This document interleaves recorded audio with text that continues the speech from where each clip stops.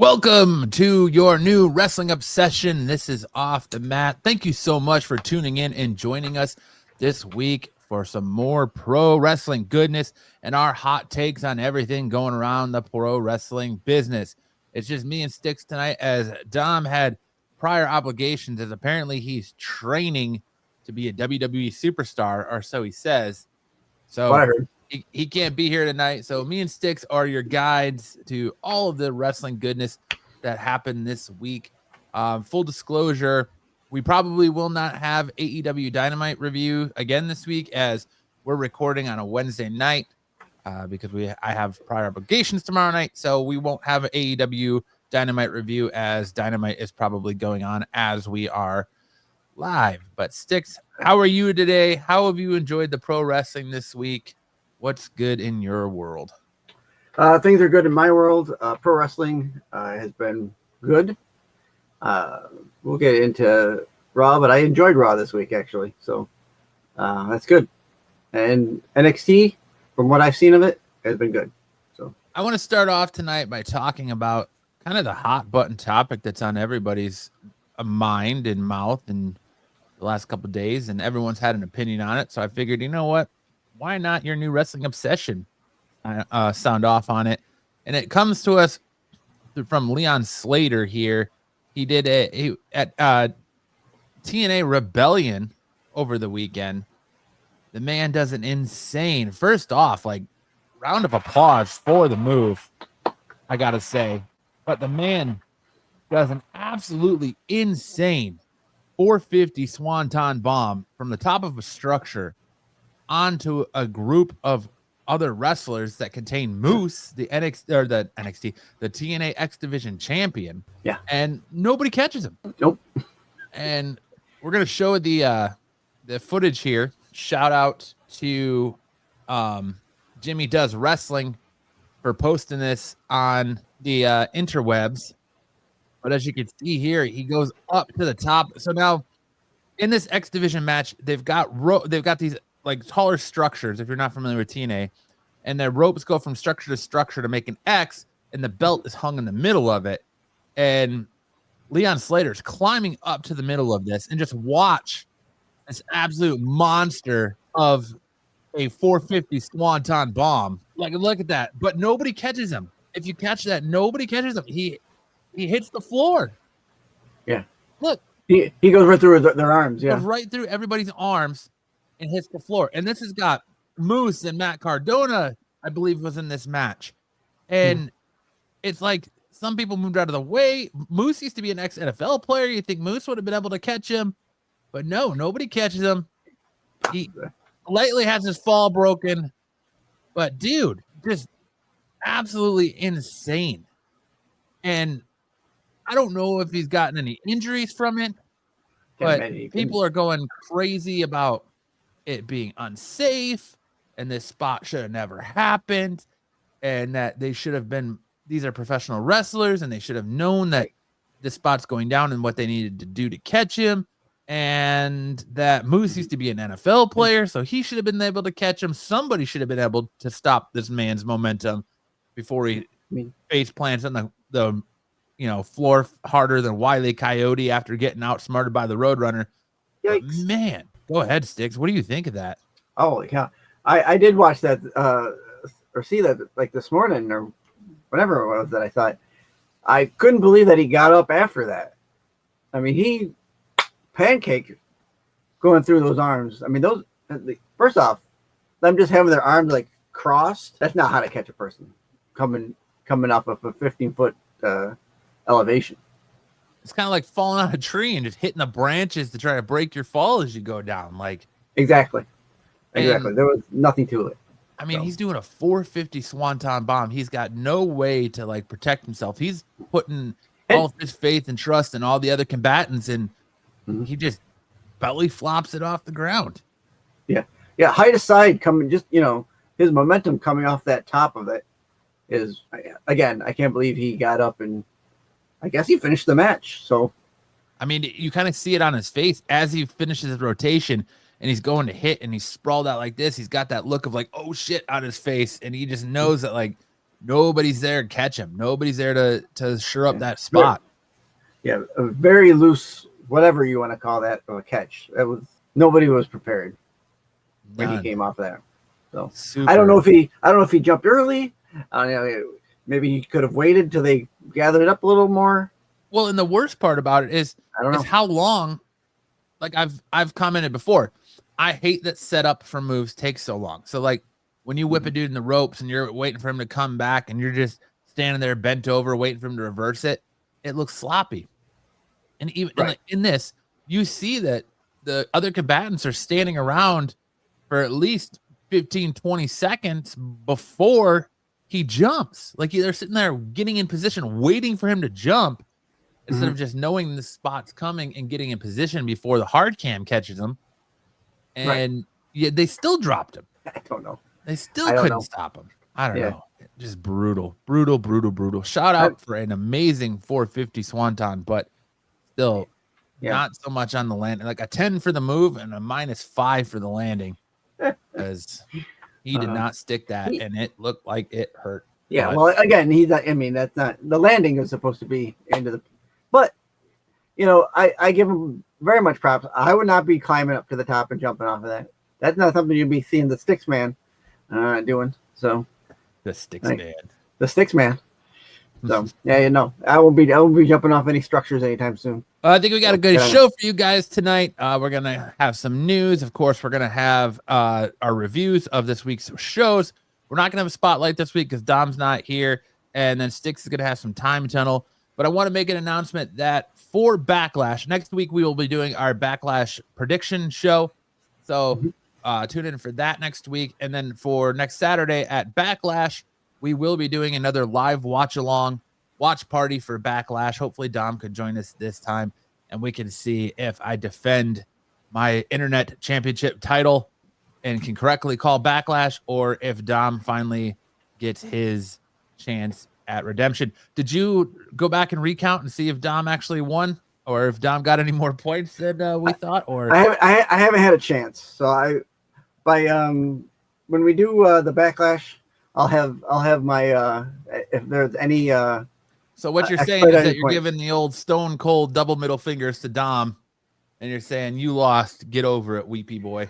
If he gets the points, it's not going to matter. The outcome is still the outcome. But I'll look at the points. I'll look at the points. All right, poor Dom. I want to be nothing but fair to Dom and everybody else playing the game. Oh wait, you couldn't be a heel if you're going to be fair, Styx. Well, we'll see. I could be lying. All right, let's get into a little bit of news, shall we? Let's do it. Breaking news! We got a clash! Wrestling ring about to blast! In the arena, we let this ride!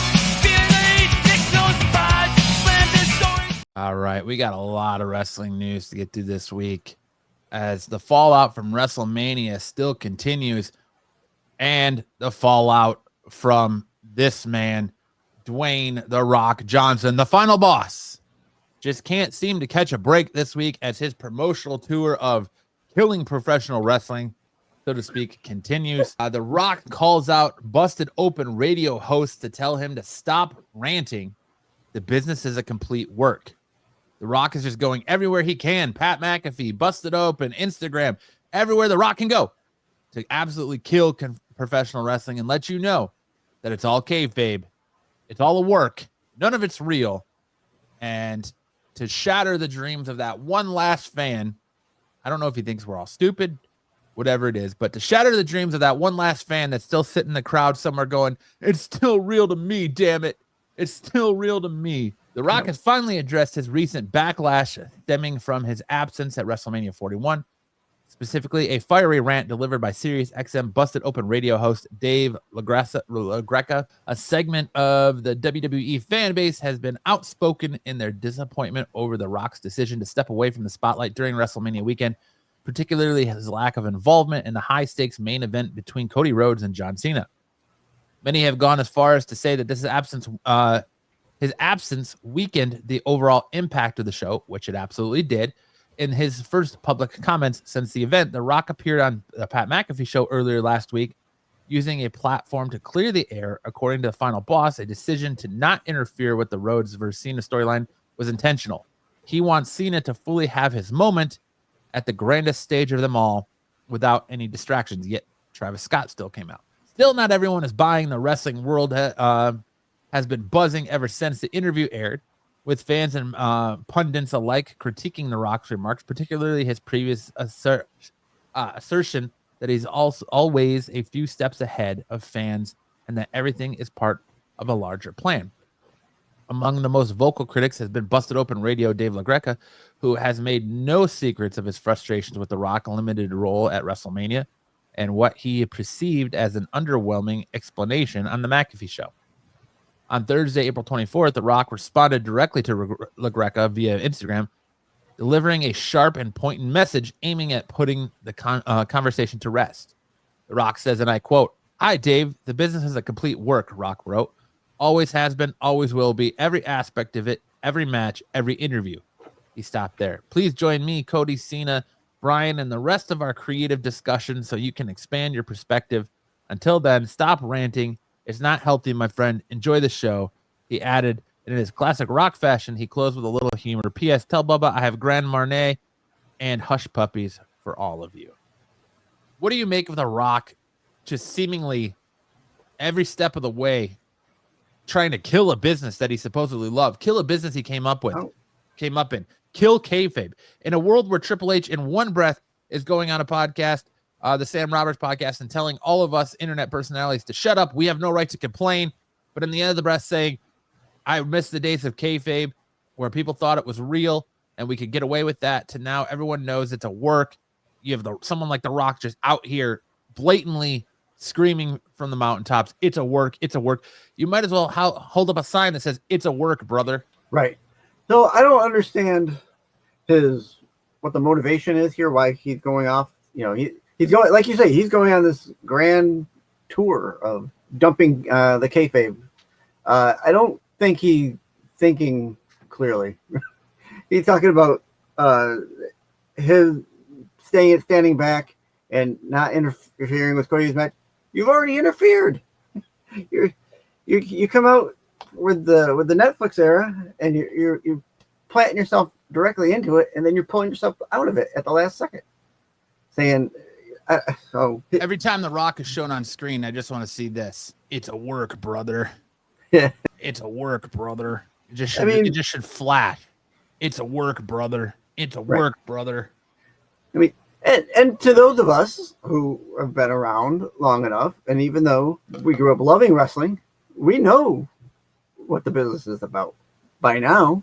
Sure, there's a couple of people out there, no, it's real, to some degree. Real to me. Real to me, baby. Listen, pro wrestling to us is like soap operas to our wives or our mothers, Mm-hmm. We fully understand, because we always get the one, I'm sure you have it too. We always have that one friend that's like, "You're a pro wrestling fan. You know that shit's fake, right?" Yeah, mm-hmm. I do. Yeah. But we watch it for the sport of it. We watch it for the story. We can separate real from fake. And sometimes WWE can blend the lines. Yep. The last real time I remember WWE blending the lines was when Vince McMahon was in the limousine and they crashed and it blew up and they tried to play off Vince McMahon being killed. Yeah. I will tell you when friends of mine say, wrestling is fake, and I say, the moves are real. You can't fake those moves that they're doing. There's some athletic ability mixed in with the drama. Oh, so it's absolutely 100% real in that aspect. So they're predetermined. Yeah, there's stories and it's fake beefs, but the moves are real. They're really jumping off things. They learn how to take falls. It's real on their body. Like in that aspect of it's 100% real. But I watch it because I like the drama. I like the story. I like the athleticism. All of that mixed together to make up sports entertainment. It's the same reason people watch football or basketball. It's entertainment, and sports entertainment. I love it. And I don't need The Rock going around being like, "It's kayfabe. It's a work, brother. Everything's a work." Why can't they blend the lines a little bit? Why can't they blend the lines into like a Pat McAfee interview? Use Pat McAfee's show as a vessel to continue storylines. Yeah. Especially with his match with Gunther that he's announced that he wants to, and he opens the show today showing off his wrestling ring that he bought his rookie season of the NFL in the NFL. to train to whoop Gunther's ass. Okay. Him going around reminds me of like someone who goes to like schools and tells all the kids that Spider-Man is fake or Batman isn't real. Santa Claus. No, hold on. Santa Claus is real, man. You know, that's days. Yeah, ruin those kids' days. You know, us, we're adults, right? But we still watch it because it reminds us when we were a kid, and we loved it when we were a kid. You know, I watched it, you know, starting in the 70s, 80s with WWF and then WWF and, you know, now WWE.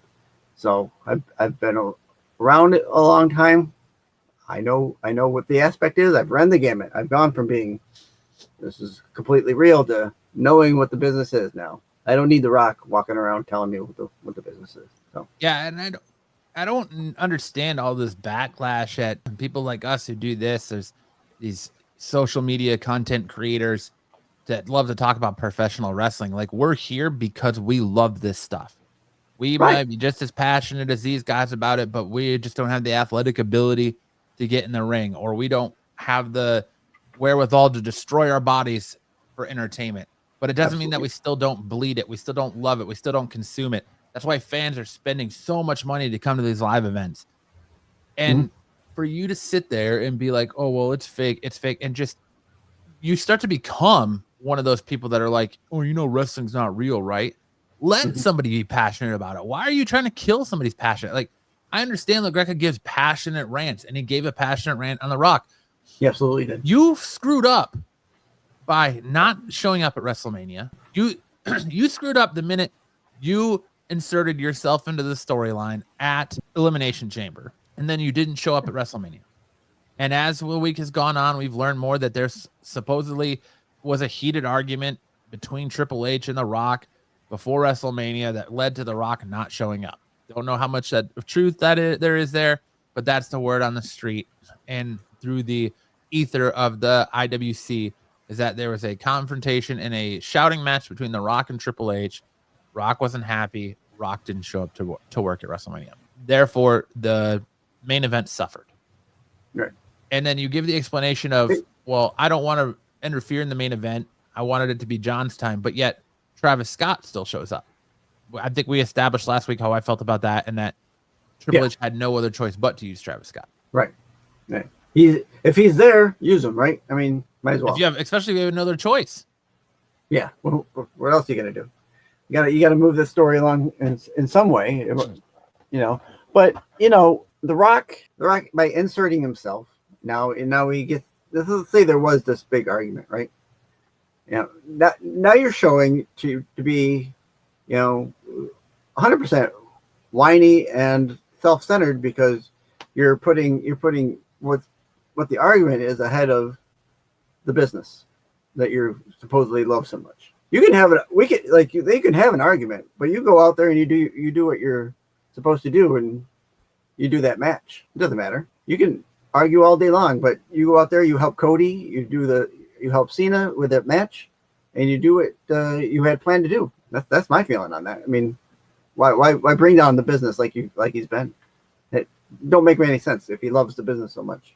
And to bail out in 0 hour and then have the excuse because let's see, that match was Sunday, so The Rock caught shit for not showing up Sunday and into Monday, and then that McAfee interview had to have come about real quick, like within hours of Mania, and people going online and complaining about it because he was on the McAfee show Tuesday, and they announced the McAfee interview Monday night during Raw. Right. So he had to have been peeved and upset that 2 years in a row the fans are not buying his shit. They're turning on him. Last year for trying to take Cody's spot, this year for taking his ball and just staying home. This storyline, like we said last week, the storyline needed him. I'm not going to go into it because I went into a pretty impassioned rant about it last week. But, you know, just to come out and then give us a poor excuse of, oh, well, I felt like it was time for the final boss to step back and that the final boss wasn't needed in this storyline anymore when he's the entire storyline. Yeah, so let me ask you this, Styx. 2 months. We're 2 months removed into the John Cena heel turn. How are you feeling about this John Cena heel turn? I don't even feel like it's a heel turn. I feel it's just like he's having a tantrum. It's not a heel turn. He's, don't like what the fans are saying to you. I don't like what's been going on for the last 25 years. I've been watching you as a babysitter. I've been your babysitter. Although that was a good fire back at Randy Orton in that promo. It was a good That was a good point he made in the promo. I really like that. Well, the fact of it is, though, I mean, he's not having matches to expand on the heel turn. He's just having audibles. So I don't know. I don't like it. I think it could have gone a whole lot better than what it did. We've in many weeks have said he should have held off the heel turn till Money in the Bank, and I still stick by that. Or even do it at the end of Mania. Like, could you imagine if we had babyface versus babyface in that match? Something that we don't get very often. Babyface versus babyface in the main event at WrestleMania. Cena wins 17. Cool. Then he turns heel. As he's celebrating, he picks up the belt and hits Cody Rhodes with it. Cool. Then he can have the heel turn. Cool. Then he doesn't need The Rock there. But the whole sell your soul storyline through the biggest monkey, because the only reason we get the sell your soul stuff is because he's got to come out and explain why he was all Terramonted up on NXT and came out there and popped off at the mouth. And now they had to fix that storyline.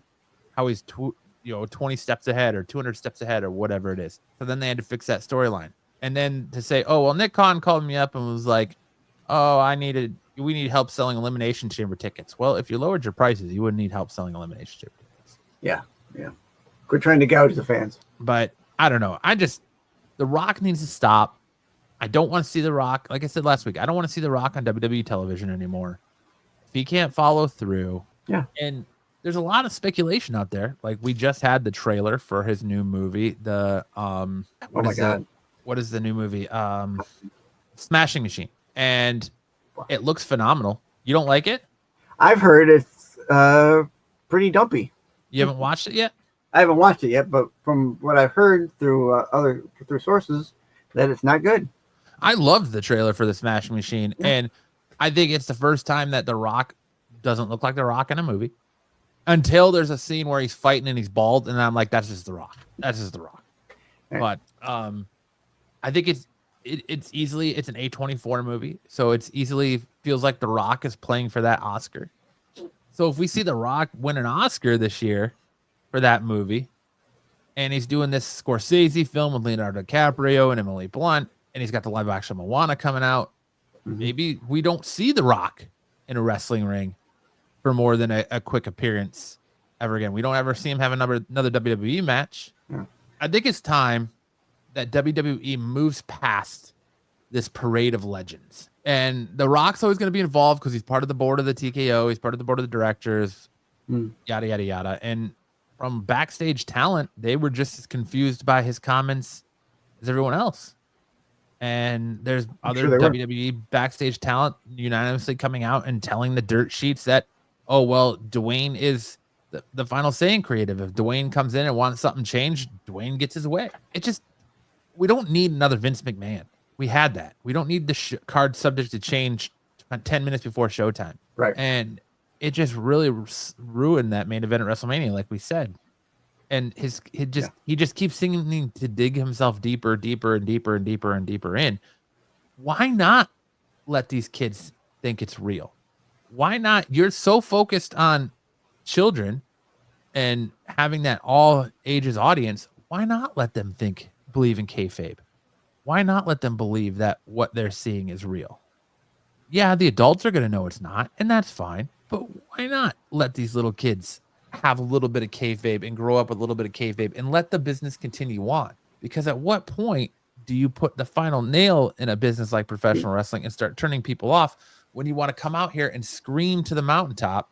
Because kids everywhere consume this stuff now, especially on the internet. Like, they're going to consume clips from the McAfee show. They can see clips on Instagram. They can see clips on YouTube. Why not let them buy into it? Why go out of your way to ruin professional wrestling for a passionate podcaster for a young fan getting into it who doesn't know any better, or the old guy that's still screaming in the bleachers at his local indie show, 150 people in the crowd at the VFW indie show. It's still real to me, damn it.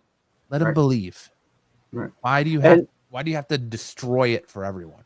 Yeah. The kids who watch, those are your future watchers, and then they bring their kids. It's a cycle. You grow up watching wrestling, you bring your kids into it, they watch wrestling. They grow up. Not to mention how many wrestlers. That's how you keep your audience.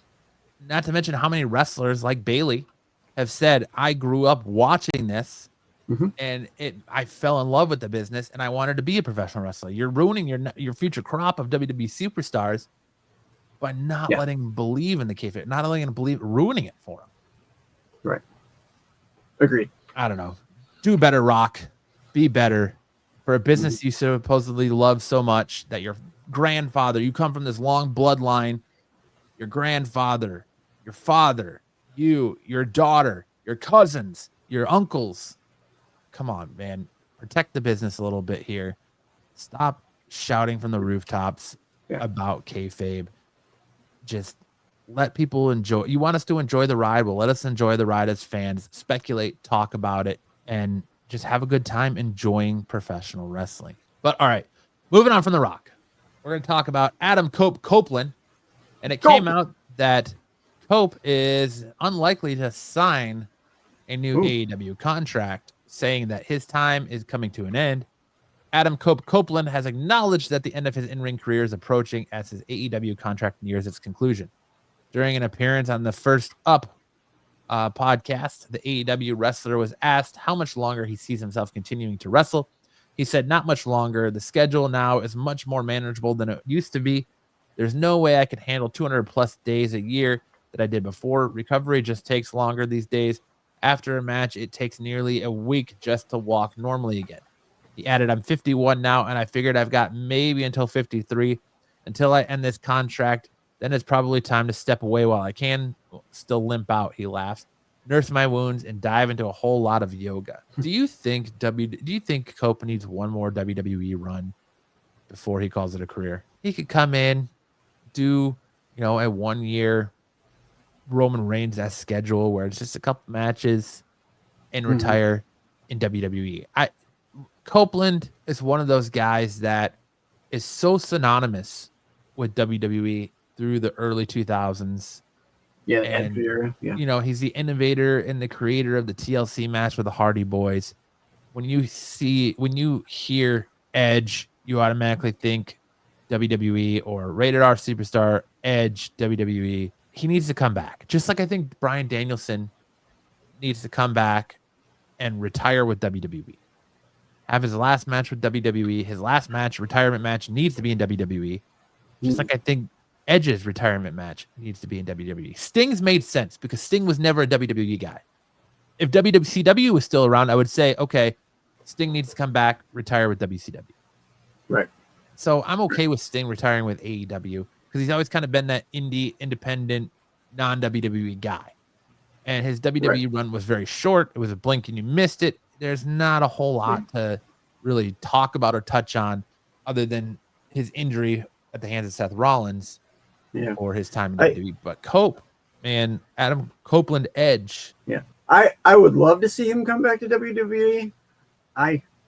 Everything that's going on now with like Cena and that might be putting a bit of a bad taste in the mouth of having legends come back for one more run, But we'll see how Cena plays out, obviously. But I would love to see him come back. Do I think he's got another run in him? I think he's got another run in him. Whether he gets a chance after this contract or not, I don't know. I just don't know. You mentioned Sting. I'm kind of surprised Sting didn't try to do the retirement in TNA. He spent some time in there too. That's true. I could see. I guess you're right on that one. I wasn't thinking about TNA. Yeah, but I think he's got a lot vested in AEW, so it made sense too. So, well, I mean, even though he's retired from in-ring competition, he's still a very active part of that roster. Right. That's what I mean. Yeah, he's still kind of vested in that the business. So, yeah.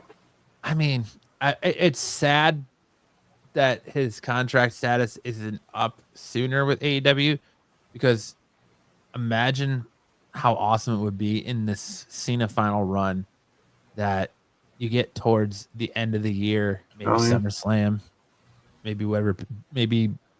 Oh, I know he's probably going to be in a triple threat match at Survivor Series, but what if, he fought Edge one more time at Survivor Series, lost the belt to Edge, and then you had somebody cash in Money in the Bank on him. So he didn't hold the title very long, but he came back. He got that one last one up on John Cena. John Cena is arguably one of his greatest rivals. Yep. I don't know, when you think of John Cena's rivalries, it's him and CM Punk in my mind, anyways. I don't know about you. Yeah, they both ring into that. Yeah, I agree. But I just want to see Edge have one more run in WWE, retire, and go out on his terms. It would be very disappointed, and I know for me, like, okay, AEW is that shiny new toy. Grass is always greener. Grass is greener on the other side. Metaphor, right? So to me, the professional wrestler, if I spent all my entire career in WWE, of course I would want to go see what this new promotion's about. Of course I would want to go do some time there, but I would want to come back and finish my career where I started. Kind of like what I hope, kind of like what CM Punk's doing right now, kind of like what I hope. I mean, I think it'd be cool for AJ to go back and do a mother match in TNA before he retires. Absolutely. And same with the Hardy Boys. Like, I hope ultimately this last run leads to a Hardy Boys return to WWE. They have one more good run in WWE, and then they, ride off into the sunset. They're WWE guys through and through. But if there's any other place for the Hardys to do it, it is TNA, because they did make a big impact in TNA as well. That's why I'm glad to see that they're not retiring in AEW. So I don't know. I feel I would love to see Cope come back as Edge one more time for one more match and finish his career where it all started in WWE. But I'm sad to hear that Cope is. I mean, after everything, at least I'm happy. The bright side in this is that he got to come back from his neck injury and end his career his way, versus being forced out by, you're injured, you got to retire, you can't do this anymore. He got cleared. He gets to come back and end his career his way, and hopefully we get one more good Edge and Christian-esque tag team title run, even if it's an AEW. We just get Christian Cage and Adam Copeland together one last time to, win the tag team championships. I don't know, before AEW absolutely cripples him, sending him off the top of cages to break his ankles and stuff. Insanity. I don't think he'll be doing that. But we have news on Dakota Kai. The latest on Dakota Kai's situation within WWE. Dakota Kai has been absent from in-ring competition on WWE TV since mid-March, but she's made it clear that her time away isn't due to an injury. Her latest television match aired on March 27th episode of WWE Main Event. Taking to Twitter, Kai reassured fans that she's not hurt and expressed that she misses wrestling. She wrote, "I miss wrestling and I miss you guys. Not hurt, by the way. As of this writing, there's no word on when Kai's return to the ring may take place." We're at the end of WrestleMania season. This is usually the time where people get featured endeavored. Do you feel like we're kind of in that future endeavorment lingers heavy in the air right now with WWE? You think we're going to see some roster cuts coming up here soon? I think so. I think we haven't had any in really almost a year, or at least 9 months or so. I like Dakota Kai. I like her, and she looks so gorgeous in this photo. But I mean, if you're not going to use her, and she still wants to do it, let her go somewhere else. She's absolutely banging. She tried. They featured endeavored her once when Vince was there. She was going to go by King Coda. I don't think she had a match anywhere else. I might be mistaken on that, but then she was brought back. They were pushing her for a little bit as a jobber in the mid card for that Women's Intercontinental Championship, but it just feels like future endeavorments are coming, especially with the call-ups. We got the confirmation that Julia and Roxanne Perez have been called up to Raw. I have a feeling that they haven't given us official word, but I have a feeling that Stephanie Vaquer is Raw bound as well, as she has had matches on Raw 2 weeks in a row. Right. I don't know. Again, I like her. I like what she does, but if they're not going to use her in some way, put her back in NXT for God's sakes. I mean, they could always use a good talent to push those new kids. So, and she's not much older than some of those people there either. So she's just got more matches under her belt. I honestly think that you break up Damage Control and you let her go on her own. I mean, she's 36 years old. She's 36, but I feel like Damage Control is holding her back. She's outshined by Io Sky in Damage Control. She's out Sky, and especially when Asuka comes back and Kairi Sane comes back, I think you just let her go on her, not let her go from the company. You let her go out of Damage Control, break up Damage Control, and you let Dakota Kai have a solo run, because I think she absolutely deserves a solo run. Like, it's not fair that she's not being used. It's not fair that she's not getting this solo run. She's not getting that love that like Kairi Sane's got, that Asuka was getting before she was hurt, that Io Sky's getting right now.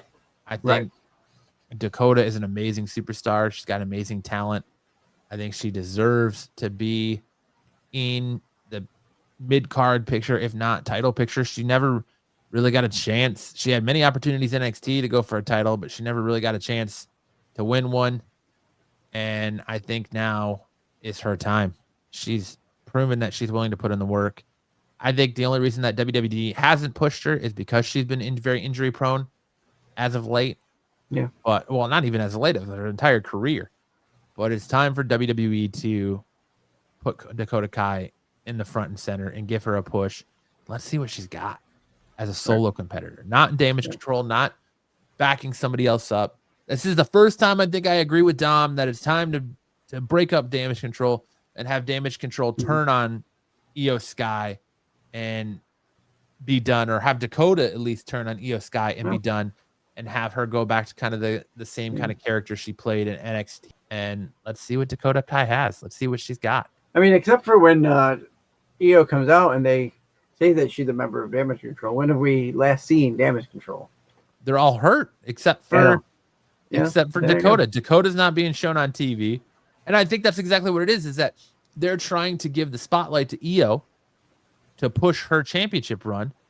And so they're backburnering Dakota and the rest of Damage Control because they're all hurt. And much like the Judgment Day, that group kind of has run its course, you know? Yeah. I think it's time to let Dakota do her thing and go out there and shine as a singles competitor. Yeah. It's past time. Let them go to the wayside. Create some. You have plenty of chance to create some new factions that isn't Damage Control, or like you said, Carlito and those guys. Oh, Judgment Day. Judgment Day. You know, Judgment Day when they came out. You know, with when Adam Copeland was with them, you know, with Edge was with him. Great. But then once he left, it kind of went downhill to me. But so yeah, give her. I'm all right giving her another push, but I don't know what they're gonna do.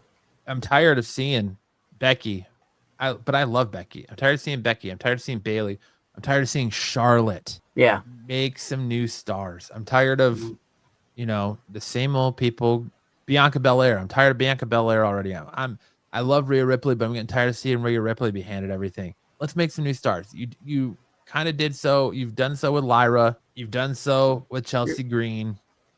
But use those mid-card belts, push new talent, rise talent up, and let's see Dakota Kai more on my TV screen. And I'm okay with that.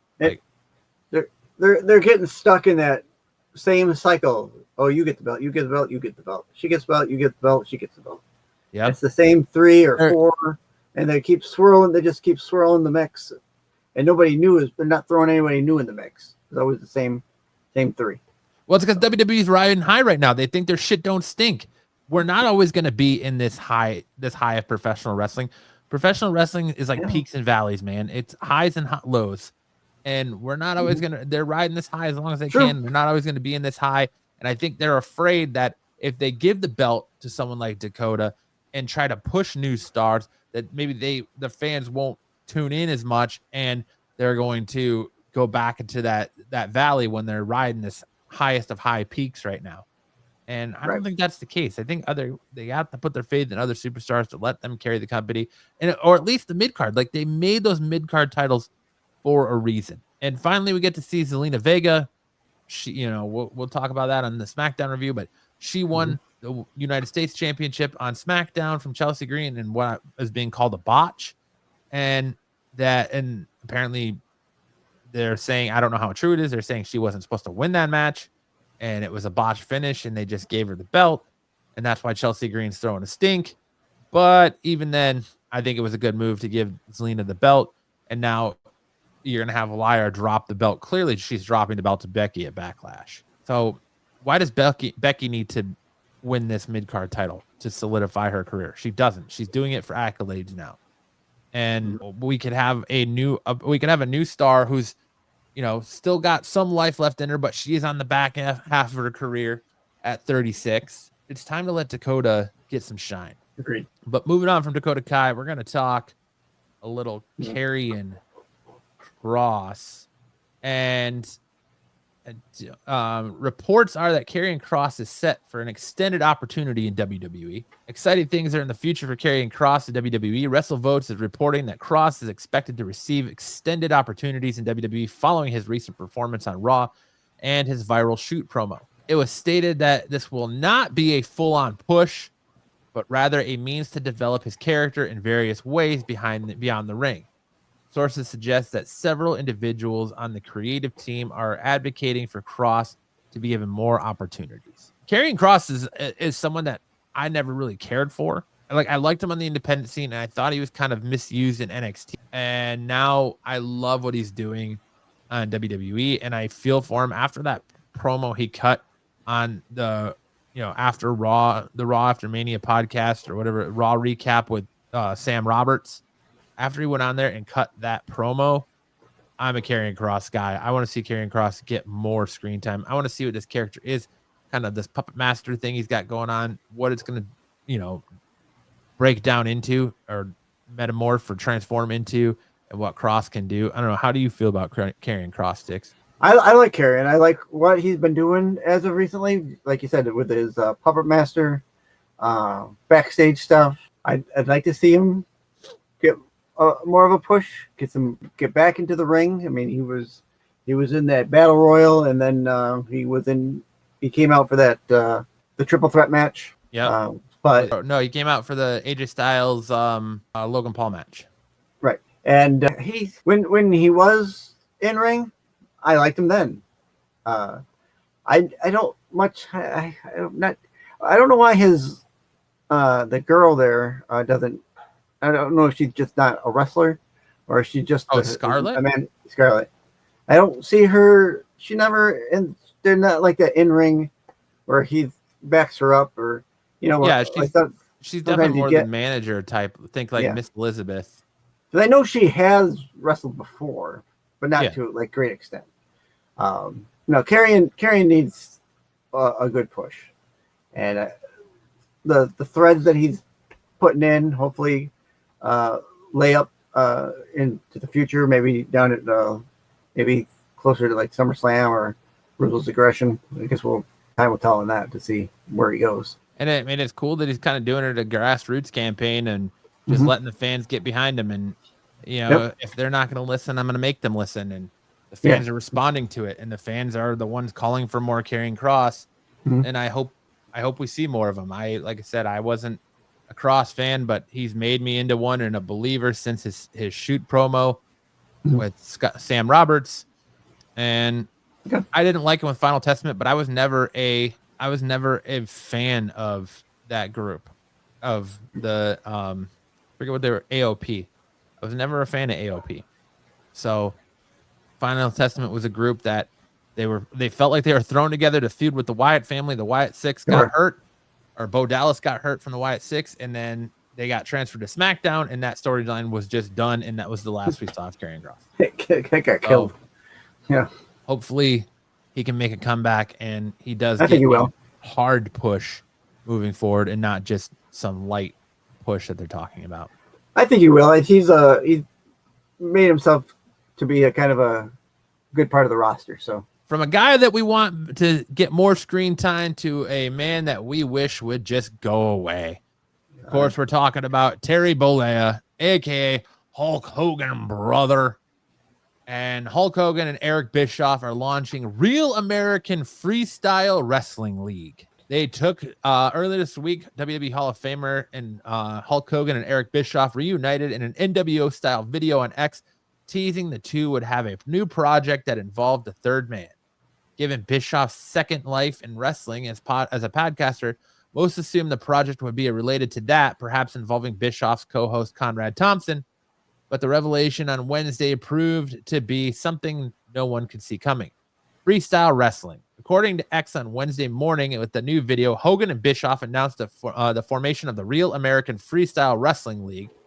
They also revealed the third man was Izzy Martinez, a freestyle wrestling coach known for his work with several UFC fighters, including John Jones and Holly Holm, whom Martinez notably coached in the lead up to her upset victory over Ronda Rousey.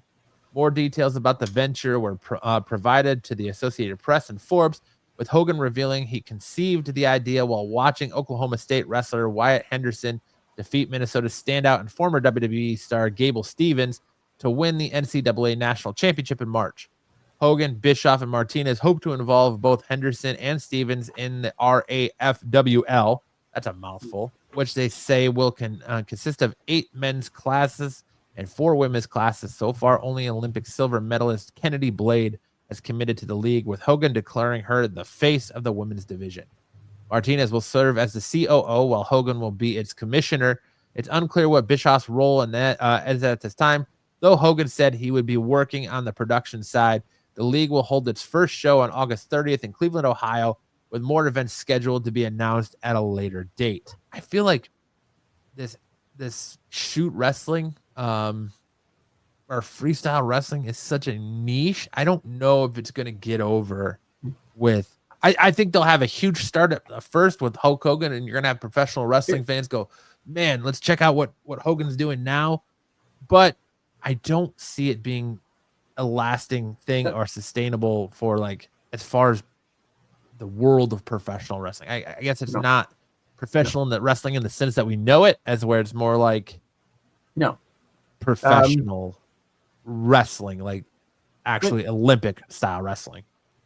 So my first thought when I heard this was it sounds kind of like a bar tour wrestling, where they go, they set up, and like, because from what I had read, it says the league is going to be unscripted amateur wrestling where wrestlers can compete for money. So they're going to walk in, throw some mats on the floor of a bar. You're going to see them surrounded by Real American beer cases, and they're just going to start Greco-Roman wrestling each other.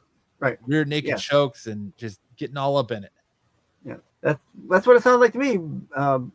Bar league, you know. Don't go to your bar to play darts. Go to your bar to wrestle and have. So you're saying, so what I'm getting from you is that you're saying that you think that the Real American Freestyle Wrestling League is going to be nothing more than your buddy's beer softball league. Exactly. That's what it sounds like to me. You're going to win, to earn money, wrestle for money. That's beer. That's bar league stuff. So what is it going to be like? I wonder if it's going to be like the UFC, where they train for months, and then they do one pay-per-view where you watch all this event of this dude come out and wrestle for money. I don't know how much training these guys are going to actually be doing. I mean, if you're going to have an Olympic gold medalist like Gable Stevens in there, like, obviously they're going to have some sort of I don't know what his role is. Background. It sounds like Hogan is, and I can get it. He's giving an outlet for these, college wrestlers, these, I wouldn't say Ivy League, NCAA wrestlers that come out of, college and winning the Olympics, and then they can either, transition to a different sport or go into like the NFL or professional wrestling, WWE style. It sounds like he's given them an outlet to get a chance to go professional in that sport without having to make a jump to the WWE sports entertainment aspect of it. It sounds like he's trying to give them a league where they can continue that a collegiate type wrestling without going into the sports entertainment side of it. and still get a payday. Sure, I guess. I mean, but in your case, I like your case better because your understanding of it better, because then it makes it to where like any Jim Bob guy, Uncle Rico type that was like, man, I used to be bombing at wrestling in high school. I was undefeated in my senior year of high school wrestling. To get off the couch, come to their local bar and try to win. Like, I'm down on my luck. I could use a couple $100. Let me go join the beer wrestling league, freestyle wrestling league, and go see if I can win me a couple $1,000 to pay my baby mama and my child support this week. You remember the movie Body Slam, right? Yes. So that's kind of what they did. They went town to town to earn money during those matches. I mean, that's early wrestling, anyways. I mean, you went town to town to earn money, carnival style. Yeah. So that's what I see here. That's what it sounds like to me, because doesn't sound. If you're gonna say unscripted, that means no one's talking to these guys. Hey, you're gonna do this. You're gonna do that. You know, none of that. You're gonna go in. Whoever wins. And I hate to say it, in thinking about it, it's probably gonna. If anything happens, it might open them up for some litigation against them for having these untrained, unprofessionals fighting in a ring. Are you giving us some advice from your attorney at Life Law days? Life Law back in session. Don't do it. You're opening yourself up to get sued. I mean, you see videos on social media of these like backyard, like UFC style fights and bare knuckle fights. Mm-hmm. You know, why not give old, Leroy sitting on the couch with a giant can of Skull and dip in his mouth. Jenkins. Yeah, the chance to come off the couch and dust off his old singlet and get in the ring one more time for the glory to pay off his car payment, pay off his baby mama, and put a little bit of food on his table while he, joins Hulk Hogan's Real American Freestyle Wrestling League, and he goes and he gets on the mat and grapples on those old school mats. And I can't wait for dude being out 3 to 4 weeks with a ringworm. Can't wait for it. Because you get to get ringworm from all those old high school gym mats. Yeah, it's gonna be a lot of guys that will drink the sauce and then get in that ring, and so they boot me out of professional wrestling, brother. So now what's the Hulkster gonna do? I'm gonna start a freestyle wrestling league. Get my ass sued. Yeah. Someone needs to tell Eric Bischoff and Hogan to just let go of the NWO, let it be. And these promos were just creepy and weird. I would not want Hogan, but I would love a chance to talk to Bischoff about this. I think Bischoff is probably the more knowledgeable of the two of them when it comes to the sport and the sport entertainment and the office work of wrestling. So, I mean, I think Hogan is too. You don't get to be. I mean, look past his history and his his accidental bouts of racism and all the dumb shit he's done. To look at Hulk Hogan, don't look at Terry Bollea, the man, and look at Hulk Hogan as the icon, the professional wrestling icon. And he had to have some sort of high IQ for the business to get where he was. He has to have some, but I believe a lot of the stuff he's done up to now, professionally, not his rants and everything he says against certain cultures and things like that. But when you hear the name Hulk Hogan, for a person of a certain age, Hulk Hogan was the greatest thing since sliced bread in professional wrestling for the longest of times. So he still can use that name to push stuff, and that's what he's still trying to do it at. What is he, 63? Hulk Hogan's Real American Beer.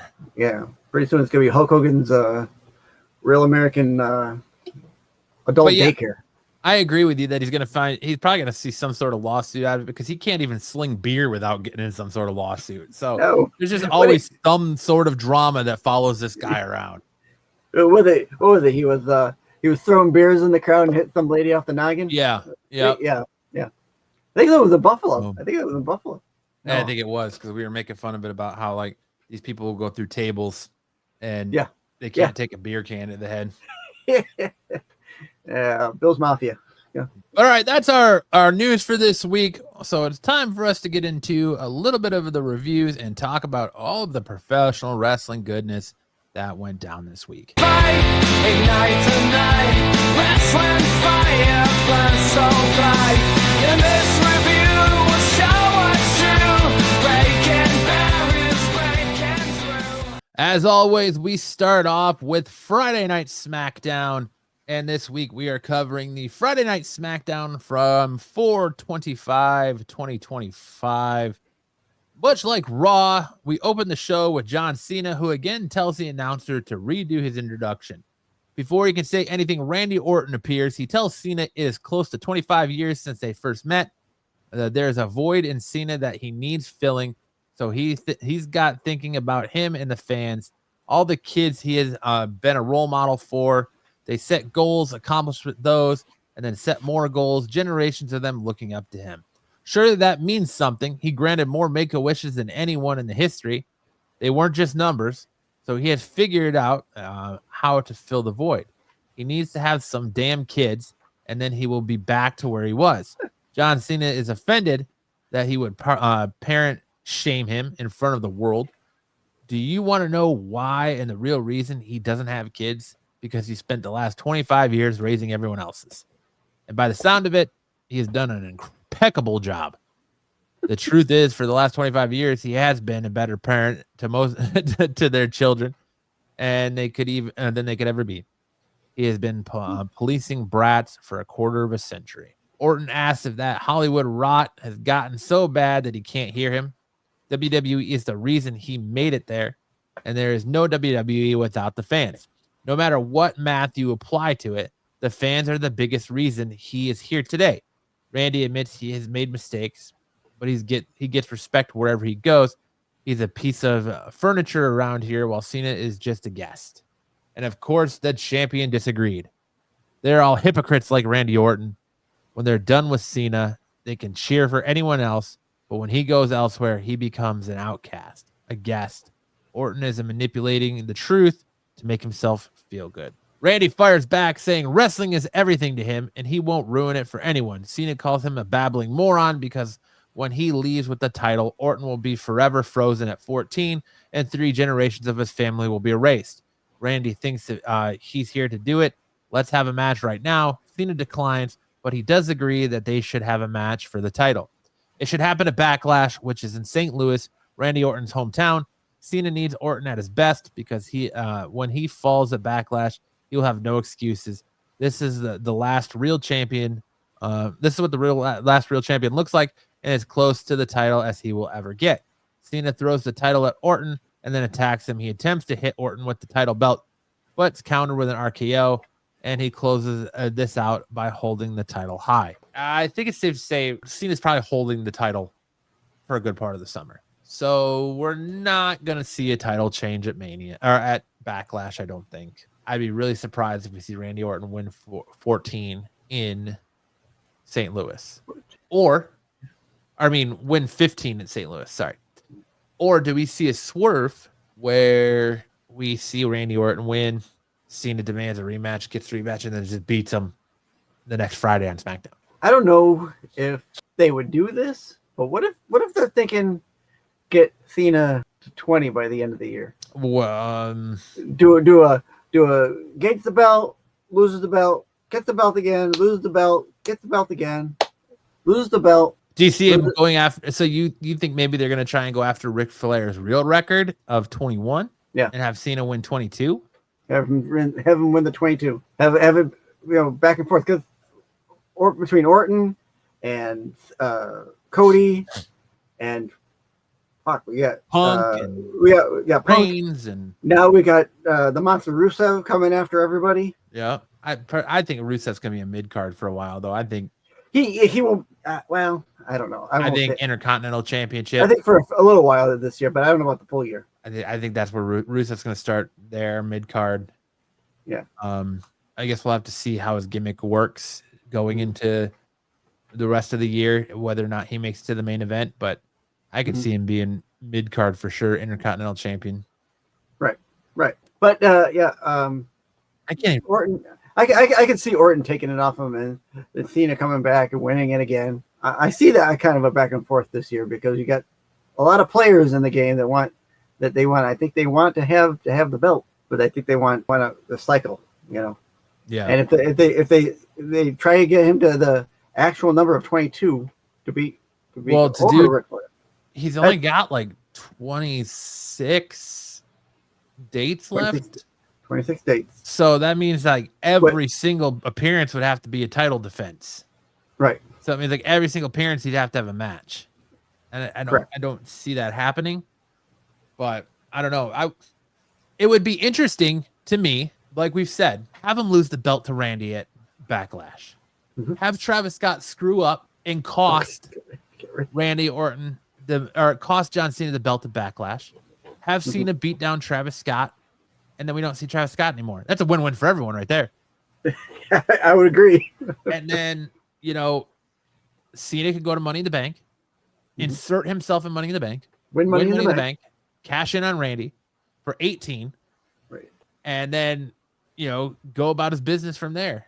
Then, I mean, you have him lose it at the next pay-per-view and then win it back and then lose it again and win it back. Nope. I think they're going to try to push. But Yeah, but I think it goes against like his heel turn too. Like I love the idea. I absolutely love the idea. I think it'd be hilarious. Mhm. Like you have him What saying he's the better last way to real get it? professional wrestler, and then every time he goes to defend the belt, he loses. Yeah. And then when he's the challenger, he wins. Like it'd be fantastic. It's a funny idea to me. I'm sure there's other people out there that'll be like, "Oh, that's stupid. That's a stupid idea. Why would you do that? It makes no sense." It's funny. It's different. It's funny to me. if you want to get away from this heel turn that hasn't worked, what better way to do it than kind of? And I don't want to say make a joke of it, but But it's perfect because it would make him turn face again because it would humble him and show him that he thinks he's up here, but really every time he goes to defend that title, he's Back not down up again. there. Yeah, there's somebody better than him. But when he You gotta go when back he to challenges for the title, he steps up to the challenge. So I mean, I think it works good to turn to play into his face or babyface turn again. But I'm here for it, Styx. I like it. They won't do it, but I absolutely they won't like do it. They won't But do it. No. I mean, I think that keeps it interesting instead of Cena just holding the title hostage. If he did lose to Randy, for Randy to win 15, and then Cena cashed in Money in the Bank and took it back from him. Yep. But I think what they're going to do with Money in the Bank is they're going to have, I don't know, I want to say like an AJ Styles probably win Money in the Bank, somewhere along those lines. And they're going to use the Money in the Bank briefcase as an insurance policy for if Dwayne comes in at some point and is like, oh, I want this, and this to go down. And then, I'm not going to show up, and does this whole shtick again. If they need an emergency way to take the belt off Cena for some reason, because the story isn't working or whatever, the Money in the Bank contract can do that. Yeah, it can. Because we don't know if they're doing a King of the Ring, because usually King of the Ring has led to who's fighting who for the championship at SummerSlam. SummerSlam 2 nights this year. I don't think they are, unless they're doing King of the Ring in Riyadh or instead of Crown Jewel. But I mean, they do have Clash at the Castle Paris this summer. oh, that could is that before SummerSlam? Yeah, I think that's before SummerSlam. Let's see what WWE pay-per-views they have coming up. I mean, you could use Clash of the Castle, for King of the Ring, being in a castle. I guess kind of a cliche king queen setting. Let's see. We already had that. We had that. Oh, what? That's NXT. So they're saying that this website is all over the place because they're predicting the WWE draft to be sometime in April. Well, that's not going to happen because we're already done with April. We have Backlash May 10th from St. Louis. Then we have Saturday Night Main Event. So yeah, what if he loses? Let's just put this into perspective, okay? Count it with me. He loses at Backlash to Randy Orton. He beats Randy Orton at Saturday Night Main Event. Yeah. He loses the belt at that's Money in the Bank. Money in the Bank. Then inserts himself in the many. He loses the belt. He loses the belt again at Money in the Bank. Then inserts himself in the ladder match at the end of the night, because the men's match is always the Yep. main event. So he loses the belt at Money in the Bank, puts himself in the ladder match. So that right there is 19. He wins 19. Or he wins the briefcase there. Yep. And then they have another Saturday night main event that's to be determined, or that's July 12th. Yeah, what about the Evolution of thing? Evolution is July Evolution 2 is July 5th. Yeah. But that's going to be all women's. Oh, that's all women? Okay, never mind. Yeah. Hey, well, So maybe you'll do that too. He cashes in at Monday night at Saturday night main event on July 12th to win 20. Then we go to SummerSlam. No, and then Clash of the Castle. He loses at SummerSlam. Then we go to Clash of the Castle August 31st. He wins it back at Clash of the Castle. That's 21 right there. Right? Mm-hmm. Then he loses it at Crown Jewel, which is in Riyadh in November. And he wins it back on November 29th at Survivor Series in San Diego. And then there's supposedly a rumor of him having one more pay-per-view called Ruthless Aggression in there. So that would be 22.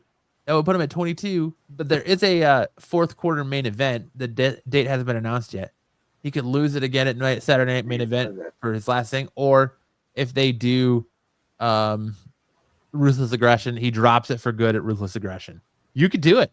You would just literally have to have him win and lose at every other pay-per-view.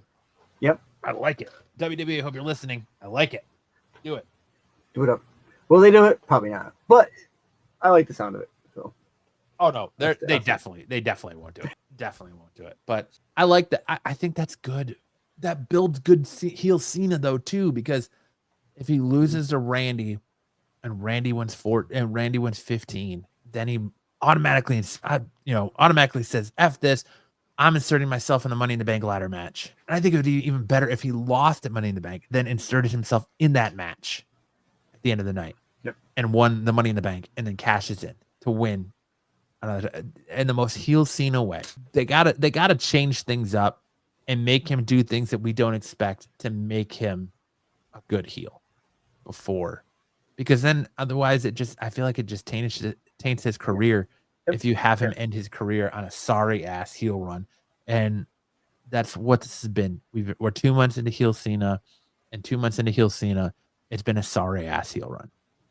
Very much so. Our first match of the night was Los Garza and the SmackDown debut of Fraxium, who have officially been called up. So they are officially a SmackDown tag team now, is Fraxium. Tiffany Stratton went toe-to-toe with Charlotte Flair and walked out of WrestleMania as still the WWE Women's Champion. Some may have said that she is the next Charlotte Flair, but she assures everyone there is only one Tiffany Stratton. Jade Cargill enters. She congratulates Tiffany on her victory, but it has put a big target on her back. Seeing as Jade is done with Naomi, she's here to remind everyone why she came to WWE. Cargill signed with WWE, become a champion, and just because she beat Charlotte does not mean she's the best. Tiffany offers her a little title match right here, right now. A referee quickly shows up, and this match seems to be happening. We got WWE Women's Championship Tiffany Stratton versus Jade Cargill, which ended in a no contest after Naomi interferes. Tiffany Stratton gets Naomi to retreat, but she doesn't seem to return. But it doesn't seem the return of Nia Jax. The former champion blindsides and destroys Tiffany. So I think that's probably where we're going for Backlash, is we're going to see Nia Jax versus Tiffany Stratton for the Women's WWE Championship at Backlash, most likely. Yeah. Because what do we have? We've got 4 matches for Backlash announced already. 4, yes. It's I can't even think of the Backlash card. It's Jey Uso. I know it's Jey Uso, Logan Paul, John Cena, Randy Orton, Gunther,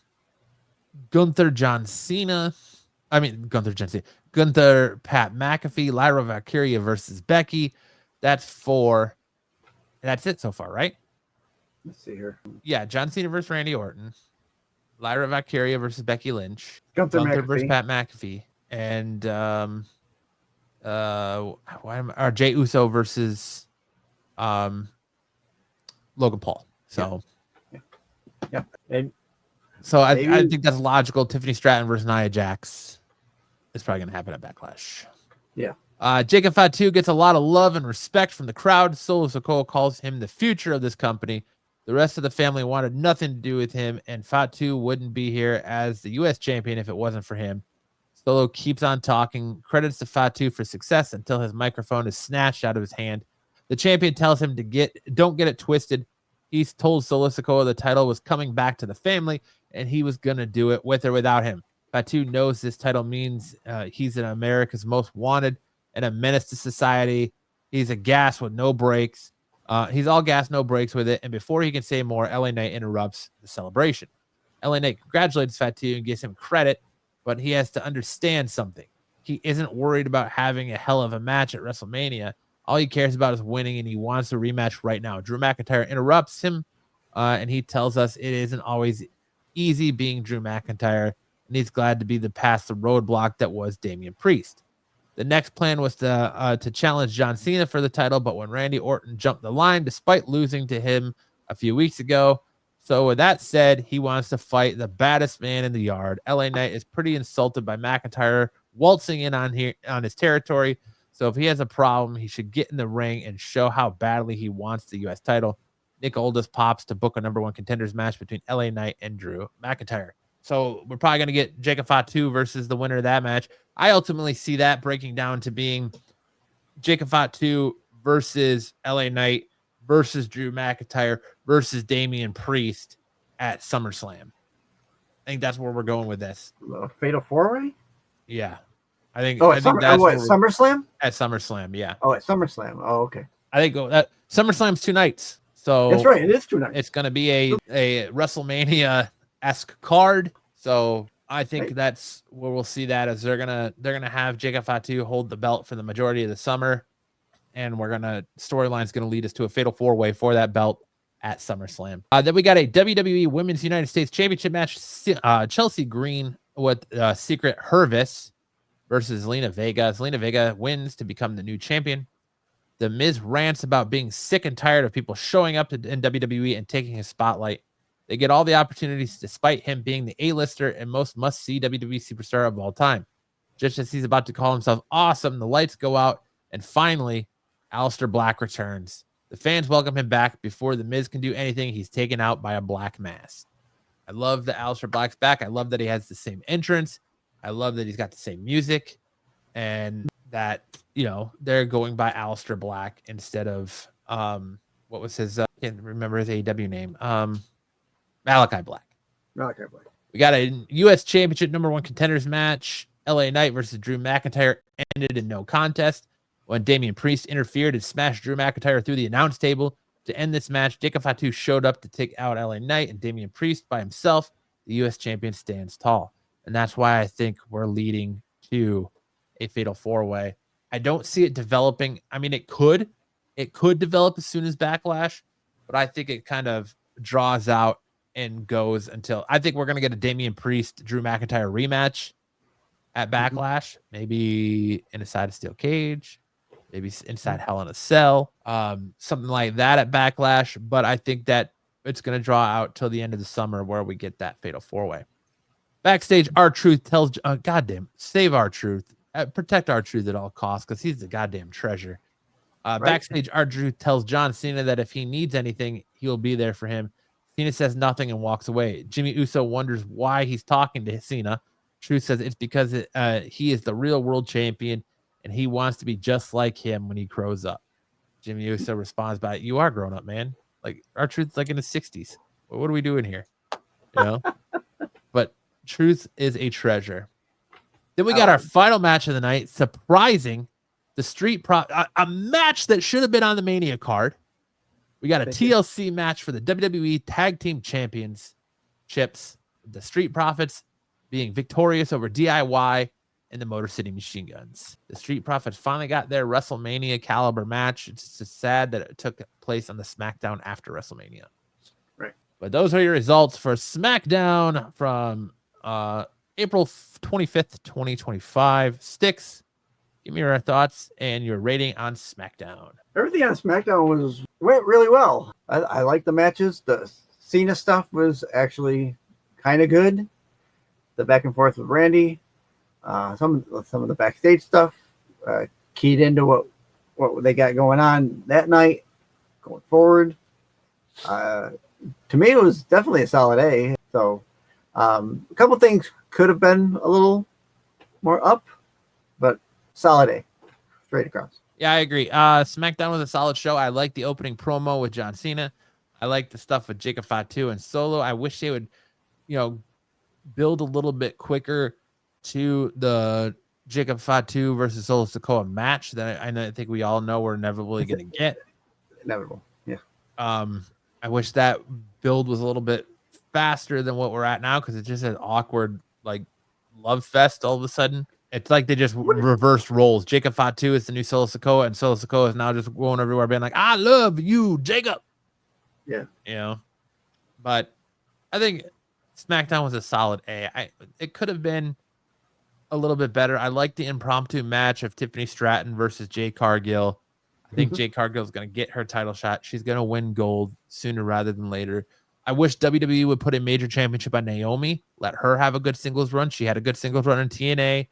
Let her have a good singles run in WWE, because there's, she's done interviews saying that her and Jimmy are talking about having kids, and she's getting older and she wants to do that soon. So she's definitely going to have to take time off if that happens. So I'd love to see her have a good title run in her current heel character, and then when she can go have kids and, kind of solidify her in that next step. But I give SmackDown a solid A. The wrestling was good. The tables and ladders and chair match was really good. Solid A for me. Yeah. SmackDown. From a solid A SmackDown, we go to Monday Night Raw for April 28th, 2025. The show opens with Seth Rollins, Braun Breaker, and Paul Heyman. Rollins says they're looking to the future of this industry, and the future runs through Seth freaking Rollins. Sami Zayn enters after some polite words. Sami Zayn tells his friend that this thing he has right now is a load of crap. How is he any different to CM Punk and Roman Reigns now that he's backed up like this? Sami thinks that maybe he didn't really hate them. He was just jealous of their success and wanted to be in their position. He's convinced it is that the future revolves around Seth Rollins. Sami Zayn calls his vision hypocritical. Rollins tells him that this thing he has here is the vision of the future, and he's either stands with them or he becomes a target. This isn't a threat, but he clearly isn't going to buy in, so they can cash him out and negotiate him a deal to go to SmackDown. Think about it before he does anything, but they need to have an answer by the end of the night. That was a kind of a good angle. I think they're definitely. Hey, Dom made it. What's up, man? Sorry. What's going on? Sorry, man. It's all good. I think they're definitely working an angle to lead to Seth Rollins versus Sami Zayn. They've got big plans for Sami Zayn through the rest of the year, because he came out to celebrate with Jey Uso, and now he's getting in the business of Seth Rollins. I think they're going to start giving Sami Zayn that big push. How's it going, Dom? I'm all right, man.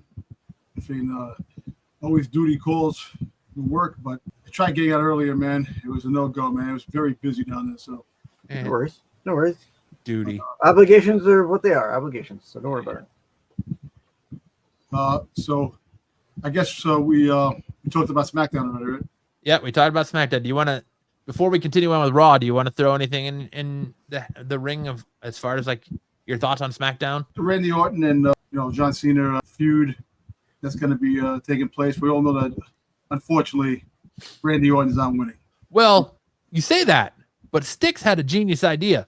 What if by the end of his run, John Cena gets 21 championships, and we have just this revolving door of, at every PLE, Cena either wins or loses. So he loses the title at Backlash to Randy Orton, or he goes into Money in the Bank and loses at Money in the Bank at the same night, because the men's ladder match is usually the main event. When he loses, he puts himself in Money in the Bank that same night, wins Money in the Bank, then cashes in to win his next championship. You just have him completely one pay-per-view win, the next pay-per-view lose. So he's either it sounds like a brilliant idea, but to be we don't. No. I don't think they would do it either. But I can tell you this: I wouldn't mind some weird curve. Randy wins, right? He wins.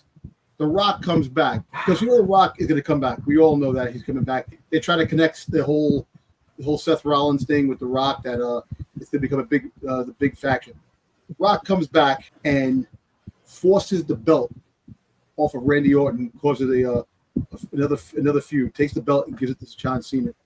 And throughout the rest of the year, John Cena has the belt that he legitimately didn't win it, but it was taken off of Randy Orton because they want Cena to have the belt. And that's where the Money in the Bank comes in. Money in the Bank comes in, and I actually think, me personally, I think, like I said, Randy doesn't win in Backlash, but wins the Money in the Bank. And that feud between him and Cena all year long, the rest of the year. Because, think about it, it's 20 years since they were in the ring together. It's a long time. They have a lot of history, him and Cena. So to give Randy a big storyline, which would actually make a lot of sense, having Cena all year long, and you're right, wins the belt, John Cena wins it back. They keep winning it back and forth. That wouldn't be a bad idea. But I don't think the WWE is willing to do that. No. Because John Cena, is Mr. Money, Mr. Movie, big time movies. But I pushed as like, okay, we're not. The Rock's going out, and one of our news stories is the Rock's going out here telling everybody that wrestling is, isn't real. He's breaking kayfabe everywhere he goes, and he's telling people don't believe the hype, don't get excited by professional wrestling because it's all fake, it's all story driven, right? So you have Cena, you have Travis Scott cost Cena the belt at Backlash. So we see something where Travis Scott comes out, he somehow costs Cena the belt, and Randy Orton wins at Backlash, right? Then we go to Money in the Bank. Cena tries to win the belt back at Money in the Bank, loses, and then automatically inserts himself in the Money in the Bank ladder match later that night. He wins it there. Then he turns around and cashes in on Randy Orton to win the title back. So now he's at 18. Then again, then he loses the belt. So it effectively removes The Rock from the situation, since we don't have a removal from that storyline. Yeah. It removes Travis Scott, so we never have to see Travis Scott in a WWE ring again. And then you can have it kind of starts to turn Cena back to his babyface because he thinks he's this almighty wrestling god. And then every time he's the champion, he loses, but every time he's the challenger, he wins. So it starts to turn him babyface again. By the end of the year, he's finishes off as a babyface. He loses the title one last time. And you know what?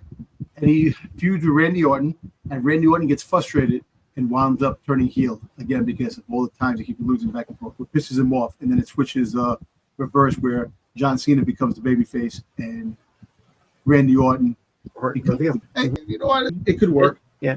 And like we kind of said, I mean, there's a lot of players in I think it was CM Punk and those guys who are aiming towards that belt. Well, look at we're not going to be seeing friggin' Roman Reigns until June. Nope, he won't be till June.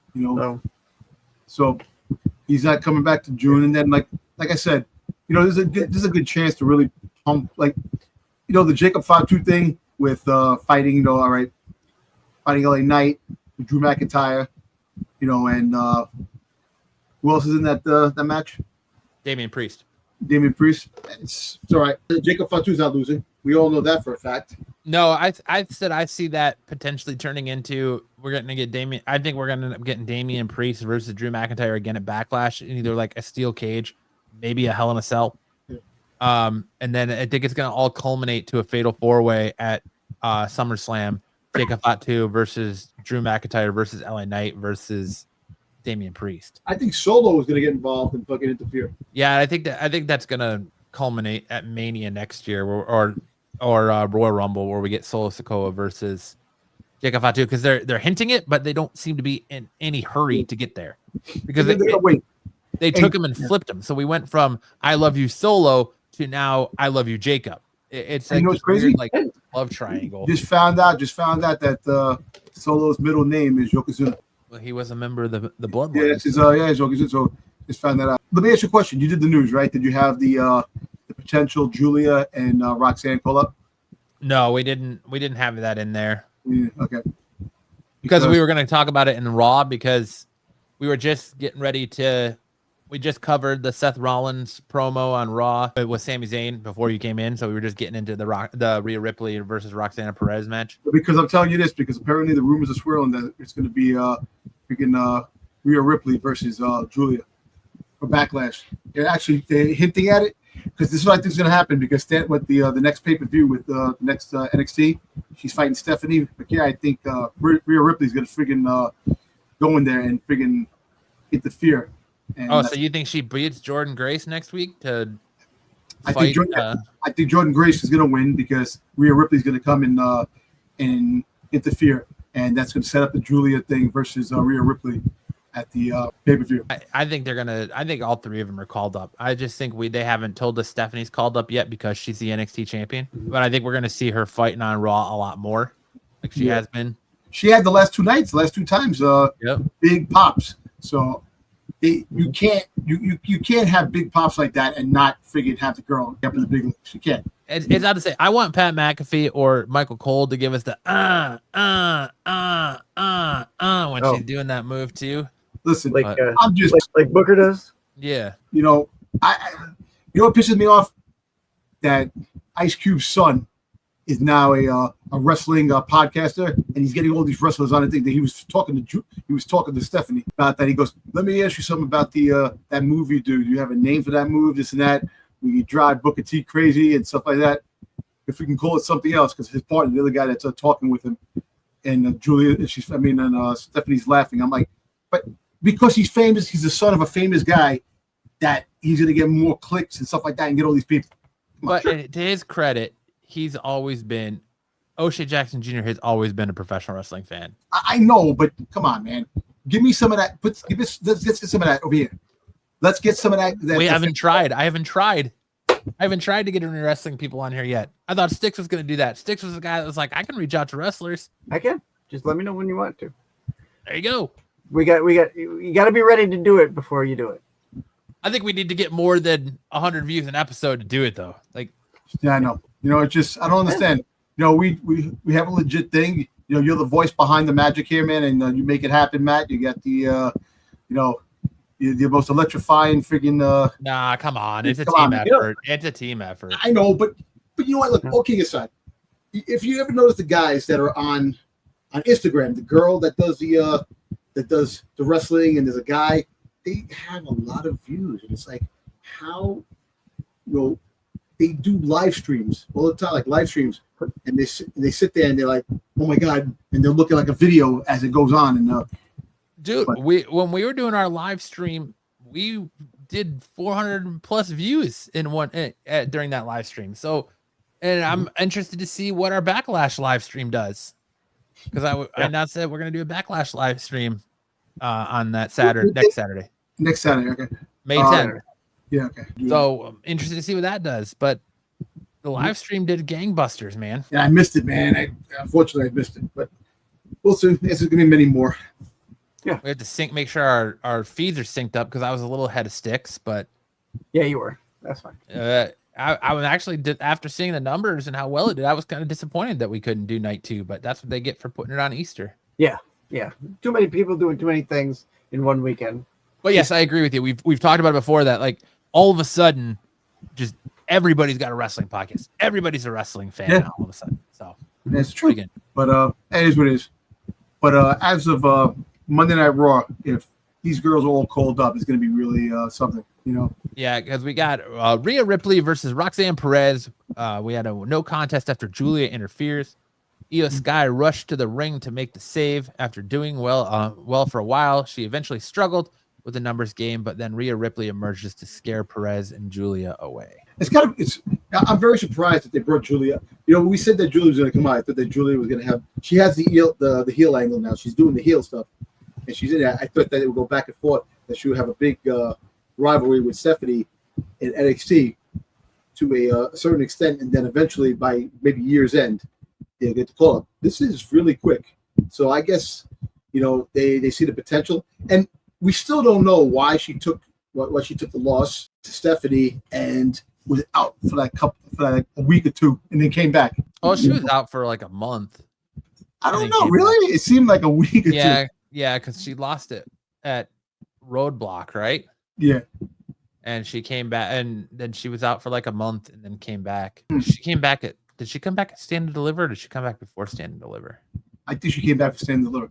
Yeah. So she was out for like a month. She came back and she helped Stephanie, and then she closed on it.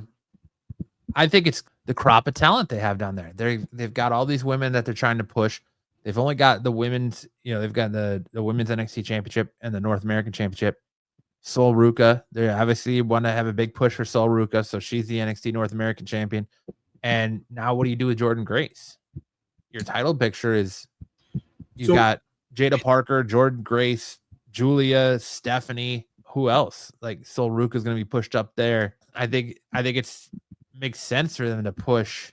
Well, Stephanie and Jordynne Grace will be the next two to come up. I think Jordynne Grace will get like the one run as a champion. I think she'll win the belt off Stephanie, and then Stephanie will come up, and then she'll stay down in there a little bit, and then she'll lose the belt. I think Jada Parker finally wins the championship down there, and that's when Jordynne Grace comes up. I think Jordynne Grace will be up by the end of the year. Stephanie will probably be up. Stephanie will be here and there before she comes up to the main roster permanently, probably in the next 5 months. So next 4 to 5 months. Or they could be calling up because we talked about it. I asked Styx about it at the beginning of the show, but we're kind of in that season. We're after WrestleMania lull where we start seeing a bunch of superstars get future endeavored. Yeah. So could we potentially be on the eve of seeing some releases? And that's why they're going to bring these big players up to fill in the gaps. You're right. And also you got they haven't talked about the draft yet. So that's another thing too. We don't know what's going on with the draft, because usually the draft happens after WrestleMania. And we might not get one. Yeah, I was gonna say, do you think we're going to do a draft because they had the transfer portal? What if they just open the transfer portal a couple times a year to allow for roster adjustments and things like that, and then they close it and we don't actually get a draft? Well, you know what? Listen, you don't even need to do that. If you just leave it the way it is, and you have people come and go, where they can fight each other, have rivalries here and there, it makes it better because you have that, and then you can add in NXT. Like I said, I want Survivor Series to come back as teams, not war games. I want teams. I want SmackDown's roster fighting Raw's roster, and NXT roster come in as a sneak attack, because when they did that one year, it was pretty cool. Where you had SmackDown invade Raw, and then you had friggin' NXT invade SmackDown, and it was kind of really cool. You had all these different angles that were going on. I would like that back. I wish they would have saved the Worlds Collide pay-per-view for that. It could have been WWE Survivor Series Worlds Collide, and you could have had SmackDown versus Raw versus NXT versus TNA versus AAA. Well, look, you got Joe Hendry. You got Joe Hendry friggin' back at TNA in WWE. He's wearing the WrestleMania shirt. He's acting like he's a WWE friggin' wrestler now. The way he's going, and they're promoting him. It's kind of crazy that they're promoting him, that he's having fights, in NXT. But meanwhile, he has all those guys over in TNA that can fight for the belt. You know what I'm saying? So there's obviously, I'm telling you, WWE is going to own TNA. That's the TNA is the next. Yeah, it definitely feels like that. TNA is getting the shit end of the stick when it came to that partnership, because you got all these people appearing on WWE television, but very few appearing on TNA television. Like I know Cora Jade did a couple times. I know that Obafemi has a couple times, but and Fraxium, but you haven't seen. You see Fraxium is now part of SmackDown. They came up now. They got promoted. Trick Williams was just on their pay-per-view on Sunday. Oh, was he? Yeah. Trick Williams is bad now because he's fighting Joe Hendry. Yeah. Look, this is what I think, because you see Cora Jade was Roxanne Perez is like second in command. She was always up, and now you have Julia backing up Roxanne Perez. So what happened to Cora Jade? Cora Jade's not coming up? No, I think she's staying in NXT. Yeah. Which is fine because she can be in the title picture. Like I said, if they bring up Julia, Stephanie, and Roxanne, that opens the door for Gigi Dolan. It opens the door for Cora Jade. It opens the door for Jordynne Grace. It opens the door. What's the name that they might be signing from AEW? Freaking Mariah May. Mariah May's coming. The rumor on Mariah May is that WWE is courting her hard, and they're going to throw a crap ton of money at her. So she's going to be main roster. She's going to be main roster 100%. Definitely. Hey, look, what's pissing me off is that they're talking about the Seth Rollins, the whole the group that they're making. They're talking about everybody else. Well, excuse me. They're talking about everybody else, but Eden Page coming up to be part of that faction. I don't know what the hell, man. Trick Williams, friggin' they're talking about Trick Williams. They're talking about friggin' Ricky Saints. They're talking about a whole bunch of other people coming up. I don't like that. They don't want your head to get too big, Dom. They don't want to give you that rub and just have your head just keep growing and growing and growing. They want to keep you down a little bit. They want to keep the Dom-tober down. That's all right. You see what happens? You freaking goddamn you put in you put in for so long. They don't freaking understand your talent, your worth, and they want to keep the man down. Oh. Hey, it's like The Rock said, Dom. Just shut your mouth and enjoy the ride that The Rock was and no longer is, but might be taking you on. All right. You're right. But no, I wouldn't be surprised if Ethan Page is part of it. I wouldn't be surprised if Becky Lynch is part of it. I wouldn't be surprised if they add 2 more people instead of 1. Let's talk about Bronson Reed. There was a whole thing with Bronson Reed because Bronson Reed made a comment. But see, I don't want Bronson Reed part of the faction. That dude broke both his ankles. How long is it before he's coming back? And he was already 300 plus pounds. There's no way he's going to come back in ring shape. No, he ain't coming back. And if he does come back, it's going to be the end of the year. Definitely. If he comes back. So yeah, because he broke his ankles at War Games last year. So you're talking like what? Probably 6 weeks to 12 weeks for his ankles to heal and then to get back. Surgery on both of them, so they had to put freaking rods in them. And, okay, so then and the big dude, he's a big dude. You're looking at months, not weeks. He might look how long it took for Charlotte to come back. Well, I mean, Charlotte, she had to have full knee reconstruction surgery. She had to have a vagina tightening surgery. She had to have a facelift. Like, there's just so many things Charlotte had to do before she could come back because of one knee injury. Yeah. I'm just kidding on the vagina tightening. I'm sure people. They tried to take the stick out of her ass too, but I don't think that got taken out. They tried to remove the silver spoon from her mouth. It just that ain't going anywhere. Well, look, I tell you this, man. It's a great time to be a wrestling fan because you don't know what's going to happen. And look, you have a lot of people that are coming back, and there's a lot of people that got released that are making their way into. They're talking about potentially signing with the WWE, and who knows, man. Like I said, the sky's the future. They were talking about Chris Jericho coming back to the WWE, right? But he's on tour right now with Fozzy, and he took a break from AEW to go on tour.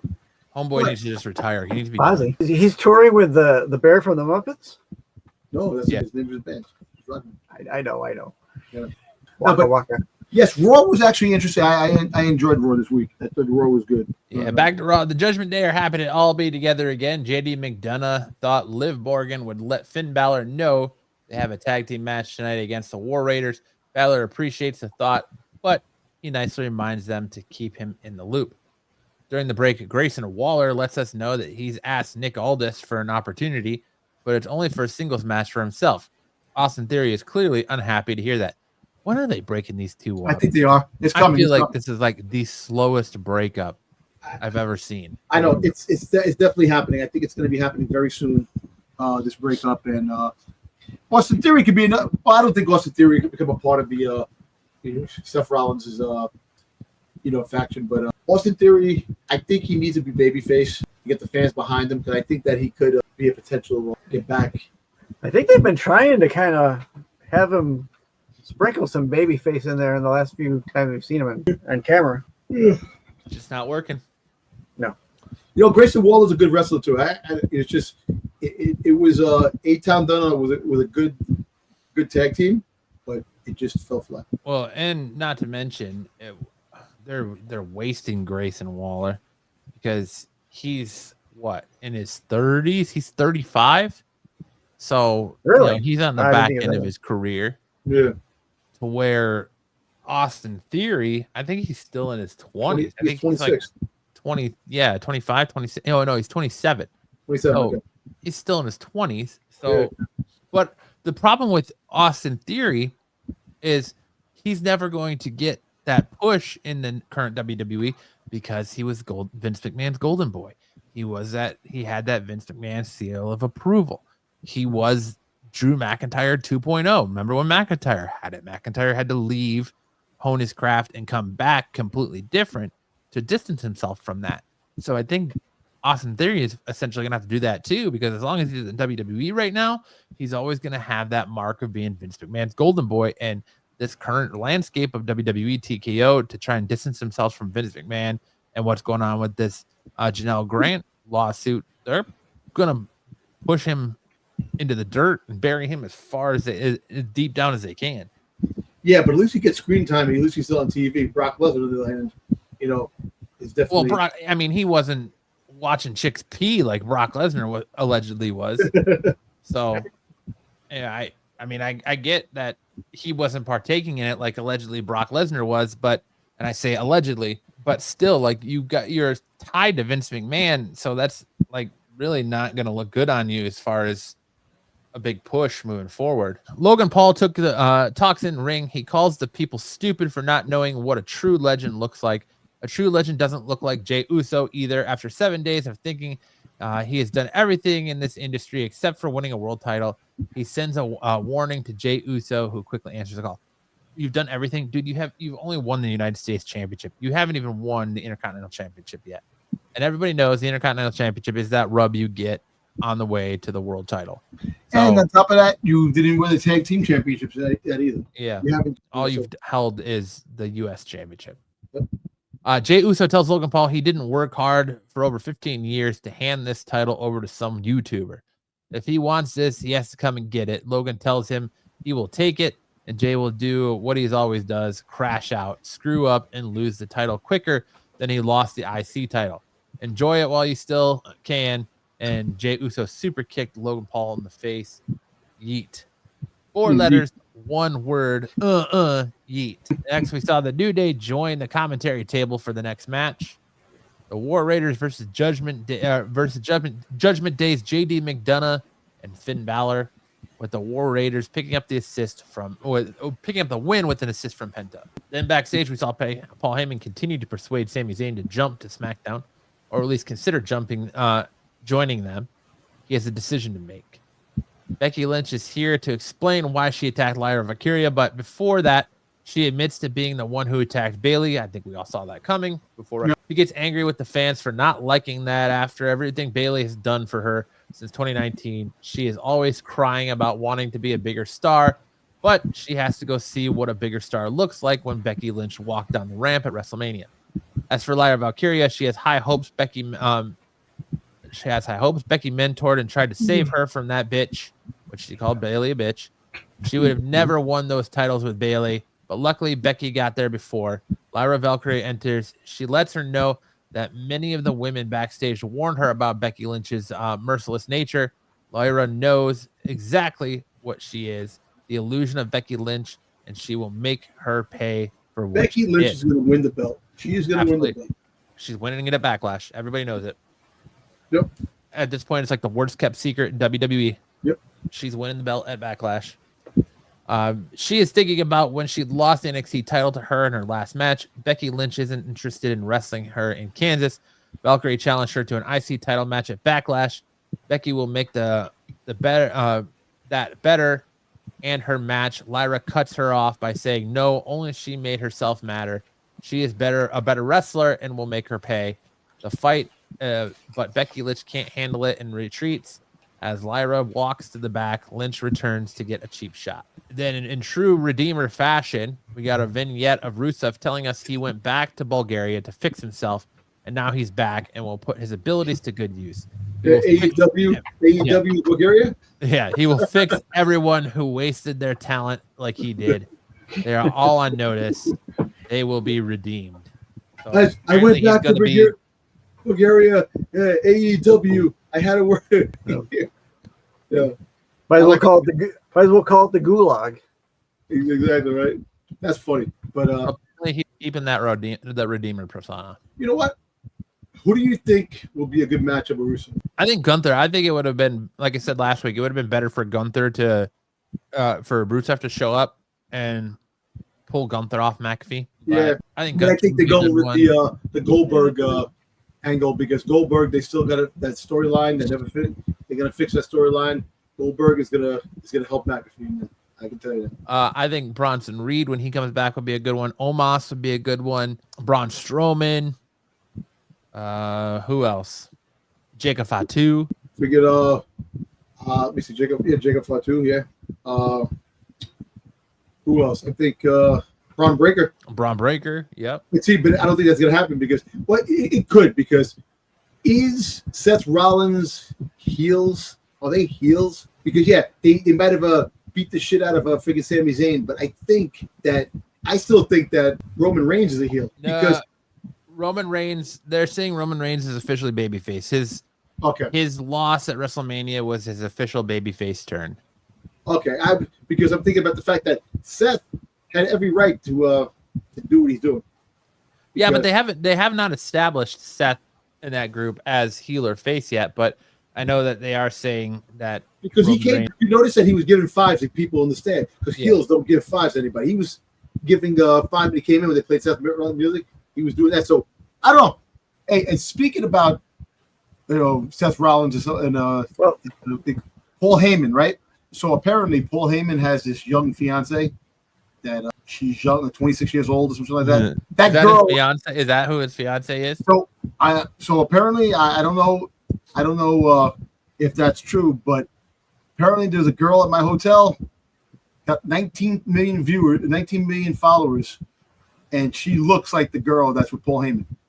And she was next to me today, and I'm looking at her like that, and people were taking pictures of her because she is famous on Instagram.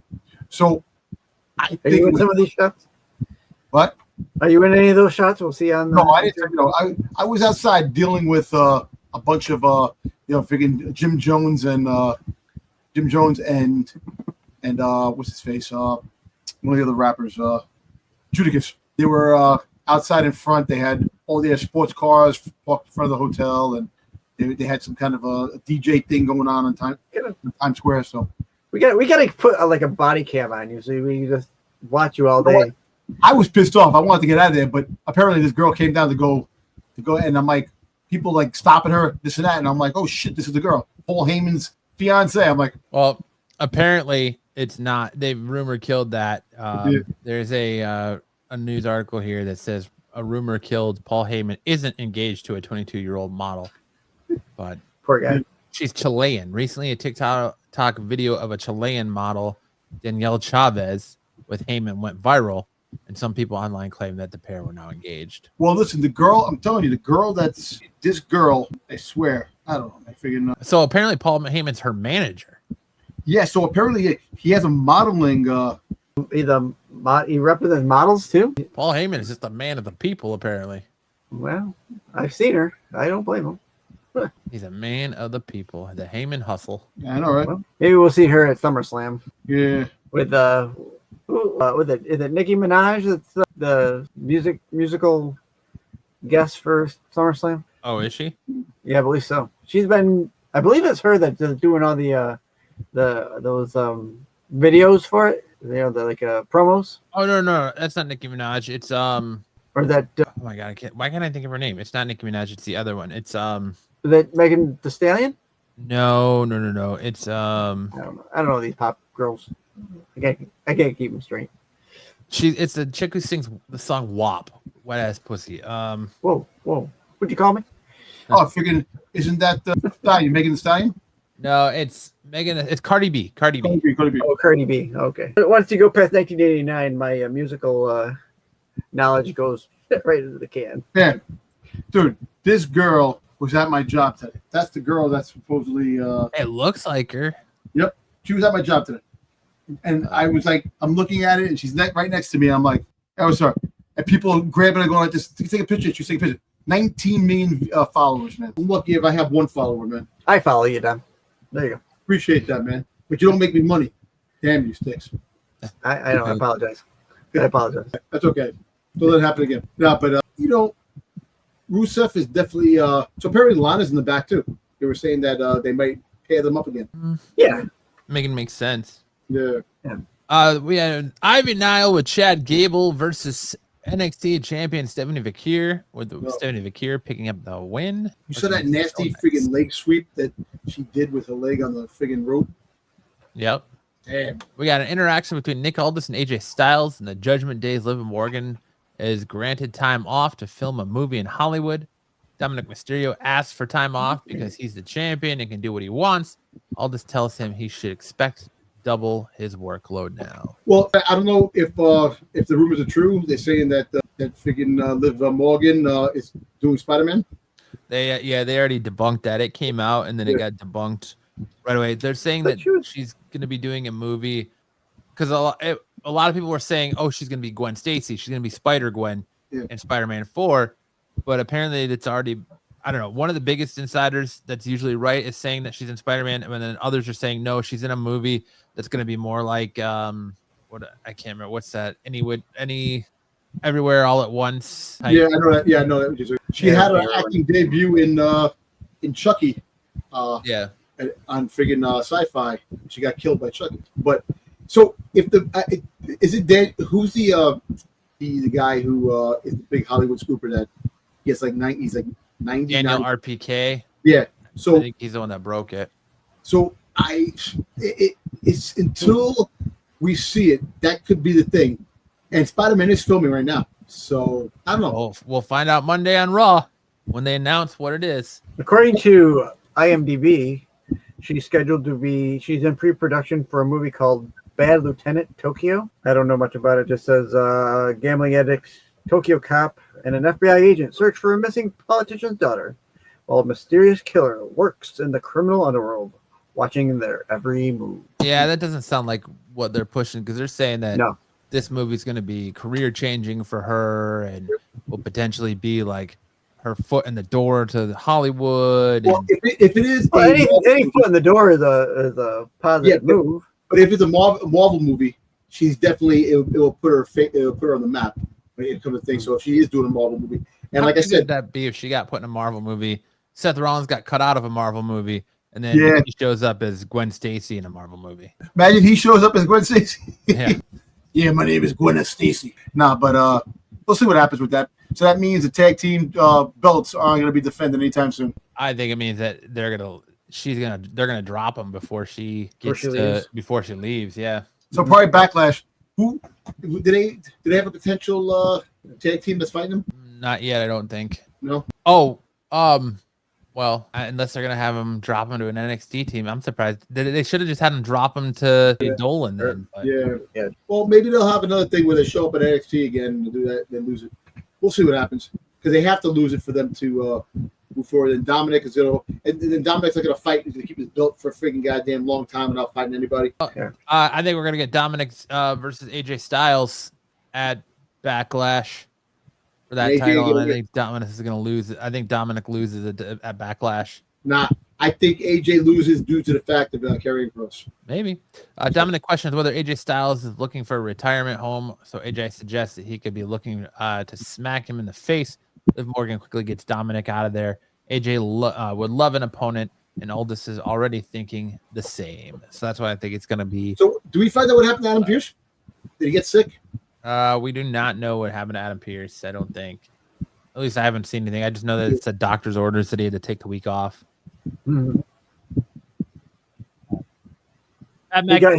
He caught Chad Gable's cold.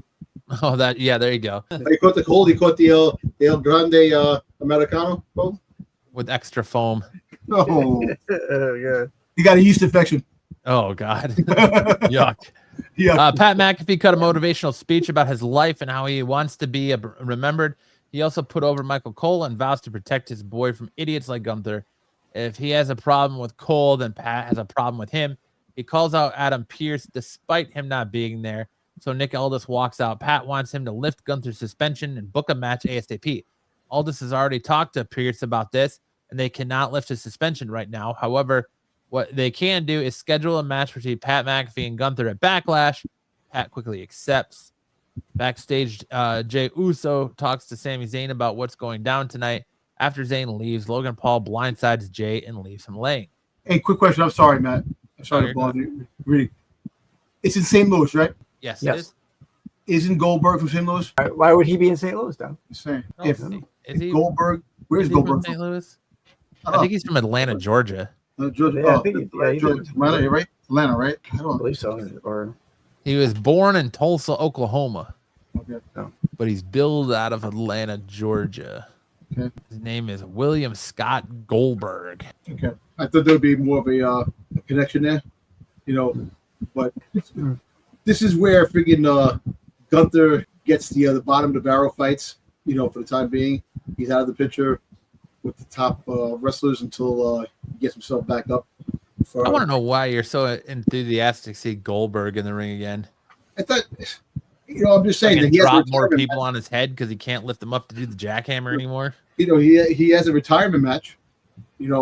So I don't know. Yeah, which I don't think will be till I think his major play is always in Crown Jewel. But Yeah, it's gonna be Saudi for sure. Backstage, to get a brief word with Io Sky, and she's asked why she helped Rhea Ripley earlier. The champion says it's because she helped her last week, so it was the right thing to do. Ripley shows up to tell her that she didn't need her help, but Io really thinks she did. Rhea thanks her for the assist. Then, as Raw was going off the air, we got our decision from Sami Zayn, where Sami Zayn basically had his "go F yourself" Rock moment to Seth Rollins, refused to join him or leave SmackDown, saying he won't be intimidated. And then there was an impromptu match between Sami Zayn and Braun Breaker, with Braun Breaker picking up the victory over Sami Zayn and Seth Rollins delivering a stomp to Sami Zayn. That's so. We're gonna get Sami Zayn versus us. Probably a Backlash. Yeah, and I think we'll find. I think in Backlash we'll get the next member. Probably. Yeah. It could be a return. Maybe we get it's a call up. Maybe that's when All Ego comes in and does it. Yeah. maybe. It's Ricky Saints. I could see them calling up Ethan Page. I don't want it to be Trick Williams. I don't. No. I'd rather it be. I think Ethan Page would be a perfect fit for it. That's what I'm trying to say. He would fit perfectly with that Evolution 2.0. But Yeah. thoughts and ratings on Monday Night Raw from this past Monday.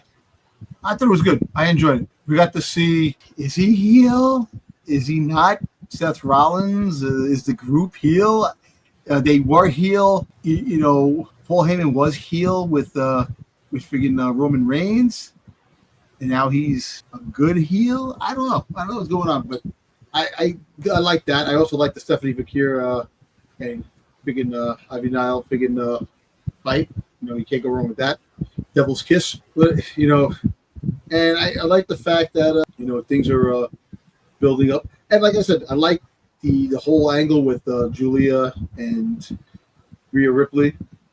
Io Sky in the mid. I like that dynamic with Roxanne Perez. I think that's a pretty cool rivalry that's going. I still think that Io Sky is gonna wind up getting freaking betrayed by her friends eventually when they come back. That's gonna be more of that. But Rhea Ripley is good. Rhea Ripley goes off at a little different thing now. Bianca Belair is gonna probably fight Jay Cargill. That's gonna go to that. What's that? With the whole thing with Neo. What's her name? Friggin' Naomi. Naomi, yeah. But yeah, I think Raw was pretty good. I think the last two Raws went pretty good. With the SmackDown after Mania was pretty good too. So we'll see how the momentum picks up. Styx, your thoughts on Raw? I liked Raw. I felt there was a couple spots where, towards especially that last with Sami Zayn, where they had one too many pop spots. You get Sammy saying the F word, then you have Breaker spearing him like 4 or 5 times, where you get the crowd going, one more time, and he goes one more time. You see, so the crowd is with Breaker and Seth, which is kind of funny. I don't know what they want with the crowd, because the crowd is backing the people that shouldn't be backed. I know, and that's the thing. That's the funny thing. The people love Seth Rollins, even when Seth Rollins was a heel years ago, when he was the Messiah, when he was they liked him. When he came back to WrestleMania and he fucking pedigreed freaking Roman Reigns, and people love that. So you keep wondering if he's heel or if he's babyface. What if he's just an in-betweener? He's just in between. He does, he's going against both. He's trying to be the, he's trying to be the, like he says, the Messiah of the whole WWE. Whether it's heel or babyface, he's trying to cleanse the whole. There's your fights for the next couple of months. Seth Rollins and Roman Reigns. Roman Reigns has to beat Seth Rollins. He has not beaten Seth Rollins. Yeah. That's the next big journey. So, yeah, I'm gonna give it an A. I'll give it an A. Yeah, I thought it was a solid show. Again, I love seeing Julia on there. I love seeing Stephanie on there. I don't really know. I'm the Grayson Waller, Austin Theory thing. They just need to break them up already. But otherwise, I'm interested to see what happens with the Seth Rollins faction. I thought Sami Zayn had a good promo and made some good points of, you're basically calling Seth a hypocrite and saying that you were trying to stop Punk and Reigns and saying that they had Paul Heyman and it was all, he's becoming what he was fighting against. So he's the true version of you're a hero and you live long enough to see yourself become the villain. And that's kind of what he's going through now with siding with Paul Heyman. But it's interesting. It was a fun Raw. It felt like it was a short Raw, and I give it an A+. A little bit better, but I think it was a good show overall. But from Raw, we move into NXT, where we saw TNA champion Joe Hendry start the show with a promo about Trick Williams attacking him at TNA Rebellion. Dark State attacks him. So there we go. Do we again have another connection between Trick Williams and Dark State? Yep. Well, the thing was, Joe Hendry calls out Trick Williams. Says, I'm going to say your name and you better appear Trick Williams. And then Dark State, appears instead. Where we got, and like I said at the onset, I said Trick appeared on the TNA pay-per-view. What was it called? What's the pay-per-view? I don't even know. E-Wave? No, it was Rebellion. He appeared at Rebellion. Yeah. So he comes in, takes out Hendry. I think that might be his heel turn there. Come back here. Maybe that inserts Dark State him back. You'll finally get him inserted into Dark State, like Mr. Dom Toper has been saying for a while. Backstage, Jordan Grace is down to team with Io Sky for tonight's tag team main event. Earlier today, backstage, Gigi Dolan and Tatum Paxley were talking to Carmen Petrovic about how they almost won the TNA Knockout Tag Team titles at Rebellion when Ashanti D. Adonis interrupts, calling them losers, and told Petrovic he got her a shot at Sol Ruka tonight. Petrovic told him not to call them losers and was mad that she's not ready, and Adonis pushes her and starts getting ready. Then we saw the NXT North American Champion match, Ricky Saints versus Lexis King, and he defeated Lexis King by pinfall. Sean Spears told the rest of the culling that they need to strategize how to start getting some wins after all of them have been suffering losses as of late. Tony D'Angelo cuts a promo about how Channing Stux Lorenzo turned on him. Stux appears on the Titantron to prompt some security guards to attack the Don, who fought back and then told the underboss to come fight him. Backstage, Meta 4 were celebrating Noam Dar's Heritage Cup win, but Lash Legend said it's time for them all to go their separate ways, with Oro Mensah over on Evolve and such. It appears even Legend and Jackson have split as a tag team, but they're all going to support each other, even though they're just not a group anymore. We saw Sol Ruka defeat Carmen Petrovic by pinfall. Adonis was scolding Petrovic after the match to the point that Carmen kicked her in the head and appears to have broken up with him. So much drama in NXT. I tell you what, I really love NXT. NXT has a mixture of everything. It's like it's wrestling, friggin' the Housewives of Atlanta, the Housewife, friggin' Jersey Housewives. Forever. It's thrown in with friggin' was it the Love Beach? Was it what's the thing? Savage Beach? What's that shit called? The reality show, Love Island or some shit. Yeah. Right. Yeah, some shit. It's a mixture of everything, man. And I like it. You know what it is? They don't take it serious. They don't be so serious, but at the same time, the stories are fresh. They're not complicated storylines. They stick to the storyline of what they're doing, and it's really it's good. Even though that I know the venues aren't as huge as WWE. No, that performance center is very small. Yeah, but NXT has been solid for the last couple of years, man. but basically now more solid than ever before. I enjoy it. I like it. Then we got a promo from Trick Williams complaining about Joe Hendry, promoted his appearance on an upcoming CW show, and again talked about how he wants a one-on-one match against Obafemi. Ava interrupts, and after he called himself bigger than NXT, she grants him a potential title shot opportunity.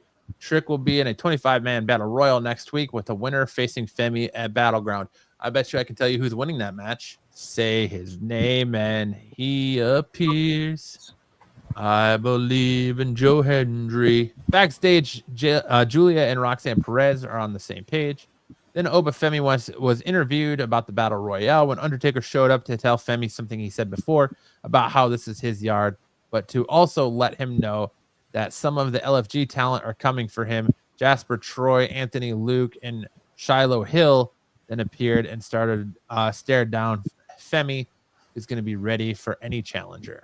But see, Femi was bad. Now all of a sudden he's good now. Yeah. See, so that means they're bringing up those guys already? The guys from the show, they're going to figure NXT already? Time to throw them to the wolves down. Well, even one of the guys, Roxanne Perez's boyfriend? I believe so, yeah. There is one dude that's well, basically, most of the girls that are on the rosters, their boyfriends just fly around that they're dating in the other show, the other things. Like somebody with WWE, their boyfriend's down in NXT. Right.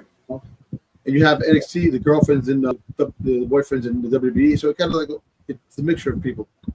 Right. Well, you know, being in that, I would think being in that Environment, you want to be with someone who's also in that environment, because it's not an easy life, or at least, you know, it hadn't been in the past, and I can't imagine, you know, being on the road. You need somebody to be on the road with you. If you're on the road, you're with that person just about all the time. Which is, it makes sense. Then we saw an NXT Tag Team Championship match. Hank Walker and Tank Ledger defeated Josh Briggs and Yoshishiki Inamura by pinfall to retain. I butcher that name every time. Miles Bourne talks to Sinclair and Tavion Heights about the Battle Royal, also clarifying that some Evolve, LFG, and TNA talent will be in it. Bourne asked where Charlie Dempsey was, and Heights informed him that Dempsey is pissed at the Bourne for teaming with Javon Evans. Bourne doesn't really care, and it's more interesting in getting into the Battle Royal. Again, high school is forever, people. Yep. A new semester of Chase U is in session. Cale Dixon and Connors were late to class, which upset another student, but Andre Chase told him, "Fuck your question," and smiled big that Chase U is back, baby. Kalani Jordan complained about how Sol Ruka doesn't defend the title all the time like she did, and that she softballed herself by defending against Carmen Petrovic. Zaraya stood up for her friend and told Jordan that she can't talk to Ruka like that, and that if she wants a title match, she has to go through Zaraya first. Hank and Tank talked to Joe Hendry about how they believe in him and he needs some backup against Dark State. They're there for him, which led to Io Sky and Jordan Grace defeating Julia and Roxanne Perez by pinfall. Ava announced to Stephanie Vakir backstage as in her office that Julia and Jordan Grace will face off next week, with the winner getting a shot at Vakir's title at Battleground. It's going to be Julia. It's going to be Jordan Grace versus Stephanie Vakir for the belt. And I think Jordan Grace is going to take the belt off of her, and Stephanie is going to be on Raw full time. Yeah, but I don't think they're going to be. I want to see Stephanie on Raw. I don't want to see her on SmackDown. No, I think she's on Raw. Julia and Roxanne could be at SmackDown. You separate them for the time being. You know. Yeah, I see him. I like all three of them being on the same brand, but I doubt they're going to do that. They got to separate the thing. Who has the weaker women's division? SmackDown or Raw? Raw. So Yeah, right. Raw's, maybe Stephanie goes to SmackDown, and then Julia and freaking Roxanne go to Raw. Could be that way, you know. let's see. Yeah, I think they want Stephanie on Raw because she's a crowd favorite. Raw has Bailey, Becky, Lyra, Valkyria, Liv. Liv, Raquel. Raquel. Oh, maybe SmackDown has the weaker women's division then. Is it Jada? Oh, yeah, Jade Cargill. You have freaking goddamn Naomi. You have Bianca Belair. Yeah, they have Bianca Belair. They have Lash Legend. Yeah. B-Fab. Freaking Michin.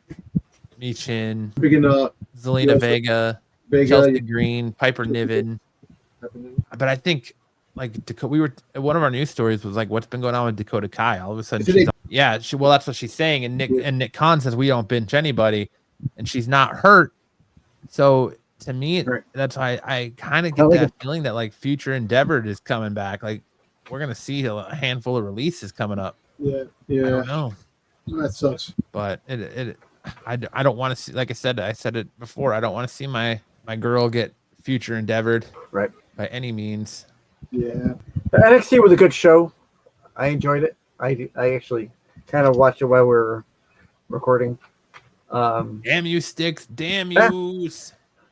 Pulling it down. I know. I wanted to make sure I knew what I was talking about when we got to this point. Dom is a professional. He's dedicated to his craft. So even when he's over there listening to Bruce bullshit, he's focusing in on what matters, the wrestling show. So he's got his eyes taped to SmackDown, so he knows what's going on in SmackDown. That's true. That's true. Dom is. That was not a dig it down. Hey, look, and I tell you what, and if I don't watch it, I actually watch the retake where I go and I watch like Monday night. I worked. I came home. I watched the Raw. I watched the replay. I had to watch it just because I wanted to see what happened. Even though I get the little bits and pieces on Instagram, I want to see it. So I got that out of the way, and that's what I do.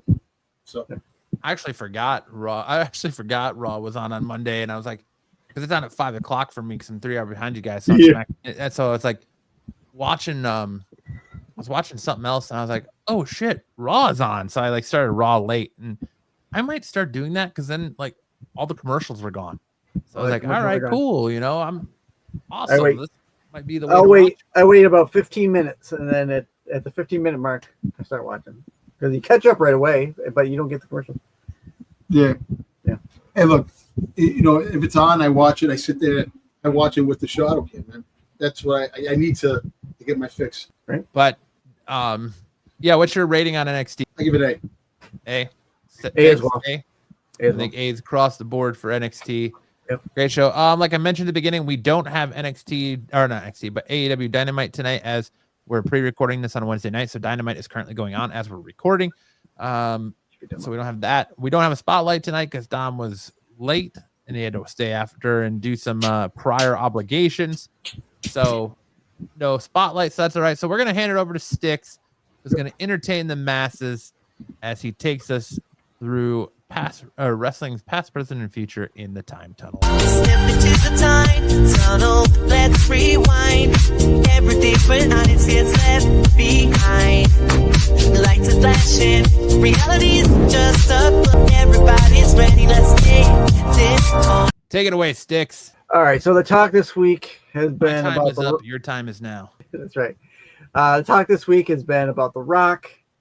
I thought I'd take a small look through the eBay realm from the past here and see what's been going on with The Rock. Has he been selling? And so here's what we got. I bought it for The Rock. We've got a couple things here. Tops 25 chrome. Look at the prices, man. Yeah, $4,700 for that signed. We got that chrome, the orange refractor. Yeah, orange refractor, $5,000. We have an orange refractor. That's a what do they call it? A reclamation card where you send it in and they'll send you the auto card. Yep. $5,500. Here's the final boss. The black refractor, $5,500. Jesus Christ. Here's the graded PSA 8 red refractor, $5,600 sale. There's the super refractor variation legend for $5,900, $5,956. You got the chrome black refractor final boss, number 5 out of 10, $6,100. Yeah, plus a $50 delivery for what? Hey, you got to get it to you. $1,000 card you just paid for, my Jesus Christ. Yeah. It better come in No, look at the last one. One bid, $4.08 delivery. So why are they charging you freaking goddamn $50 for freaking pain in the ass, man? Yeah. That's because it's coming first class overnight. Mm-hmm. I know it. And this one was a This one was a one of one. Box inside of a box inside of a box inside of a box inside of a box. Yeah, better not come in no Frosted Flakes box either. One of one super refractor variation legend, $6,872. Dude, there's like one super fract in every case. Yep. Here we got the Panini Legend Diamond Platinum encased, $7,100. Jesus. Yep. The Chrome Rock Final Boss Black Auto 7 of 10, $7,500. Who the hell has this kind of money to spend on an autographed trading card? It gets better. And Final Boss Black Auto 6 of 10, $8,000. The Rock Auto Red Refractor, $9,999. Jesus Christ. Oh my God. Here's a graded auto red refractor number 2 of 5 PSA 9, $13,500. Damn. A 2024 Rock. What did that say? Phenomenon. Okay, I gotta put my glasses on. Damn it. Phenomenon gold vinyl 1 of 1. They were asking $20,000. Took a final bid. I'm gonna say it's somewhere. I'm gonna say it's about a $15,000 card because this was $13,500. This one next was a Rock Auto Orange Refractor. This was 8 of 25 for $19,999.99 with, yes, Dom, a $5.85 delivery fee. Bastages. Well, look at the last one. Yep. Gold Super Refractor, Topps Chrome, $19,995.95. And $99.95 delivery fee. $100 for fucking good. Yep. So the question is, do you think it was worth it? You know, I'm gonna be honest with you. Well, guess what? It doesn't matter what you think, or does it? That's funny. All right. All Yeah, go ahead. It's just the autographs in general. That is ridiculous. The prices that people are willing to pay for those cards. Sure. Where do they have this money, man? Where does disposable income? Like, I wish I could take 20 grand and go out and buy a Boba Fett. Right. My wonder always is, do these wrestlers, do they buy up those cards? A lot of the wrestlers want their one of ones. Well, I tell you what, sports like pitchers and baseball, some players, if somebody pulls a one-on-one, they're willing to pay that person for that one-on-one card. So, right. Yeah, crazy shit. With all the hype, at WrestleMania 4, The Rock coming, a lot of build-up, a lot of people spending money for The Rock. There's just a little microcosm of what money was spent on Rock autos and refractors. If you had those cards in your possession, would you sell them? At that pause when you say The Rock coming, there, Sticks. I apologize. I didn't mean to. If I had one of those cards, I would put it up in a heartbeat. Oh, absolutely. At those prices, I wouldn't really care about the card. Like, the only super mortgage card I ever got in my lifetime, I got a Carlos Stanton, freaking Rookie of the Year card with the little rookie cup on it. It's like the second year card, super fractor. I got, and I actually sold it for $300. Hey, and it was a super fractor. It's the only super fractor card I ever got. Crazy. Absolutely, I would put those up too. Like no question, I'm putting those up if I'm having I'm gonna get a couple grand for them. But like with anything, timing is everything. Putting it up at the right time, getting the right amount. Right. So good on those people who sold those cards. I mean, how many of those are like breakers though too? So they were like WrestleMania and got a case of the Topps cards, and because they had the Topps breaks all over Vegas. So yeah, kind of wonder how many of them were like breaking cards at Vegas and pulled those, or if they never even went into cases, they're just right from Topps went to get graded. Well, I'll tell you what. How are they going to get them graded and back already? Yeah, it's great. Exactly. Well, those Topps Chrome cards came out, I think, in February. Yeah. I think, the final boss cards, you signed the cards. So, yeah. But I'm just saying that amazing how many of those cards were actually on eBay. If those orange refractors, they're out of 25. All 25. From what I count, all 25 at one point had been on eBay within the last 3 to 4 months. Jesus Christ. That's crazy. So insanity. Yep. Well, thank you, Styx. That'll do it for our show tonight, guys. Thank you so much for joining us. Thank you for jumping in with us at the end there, Dom. What a short show. Yeah, it was a very short show for you, huh? You I missed know. the news. You Yeah. missed, yeah, you missed the news. You missed everything, man. No, man. Well, that's all right. I make my own news. Sometimes duty calls, right? Yes, I make my own news. Dom is home, knocking the door. And who's at the door, I ask? I don't know. The streets are talking, Dom. Who's answering? Who's answering? All I know is Jada Parker to the left, Stephanie Vergier to the right, Julia in front of me, Oof. Liv Morgan is behind me. I don't even know if the great Dom Tober is man enough to take on that combination. I can just imagine, man. Yeah, let's be saying 4 scores for 7 horse. Meet me on the other side. That's all I'll be saying.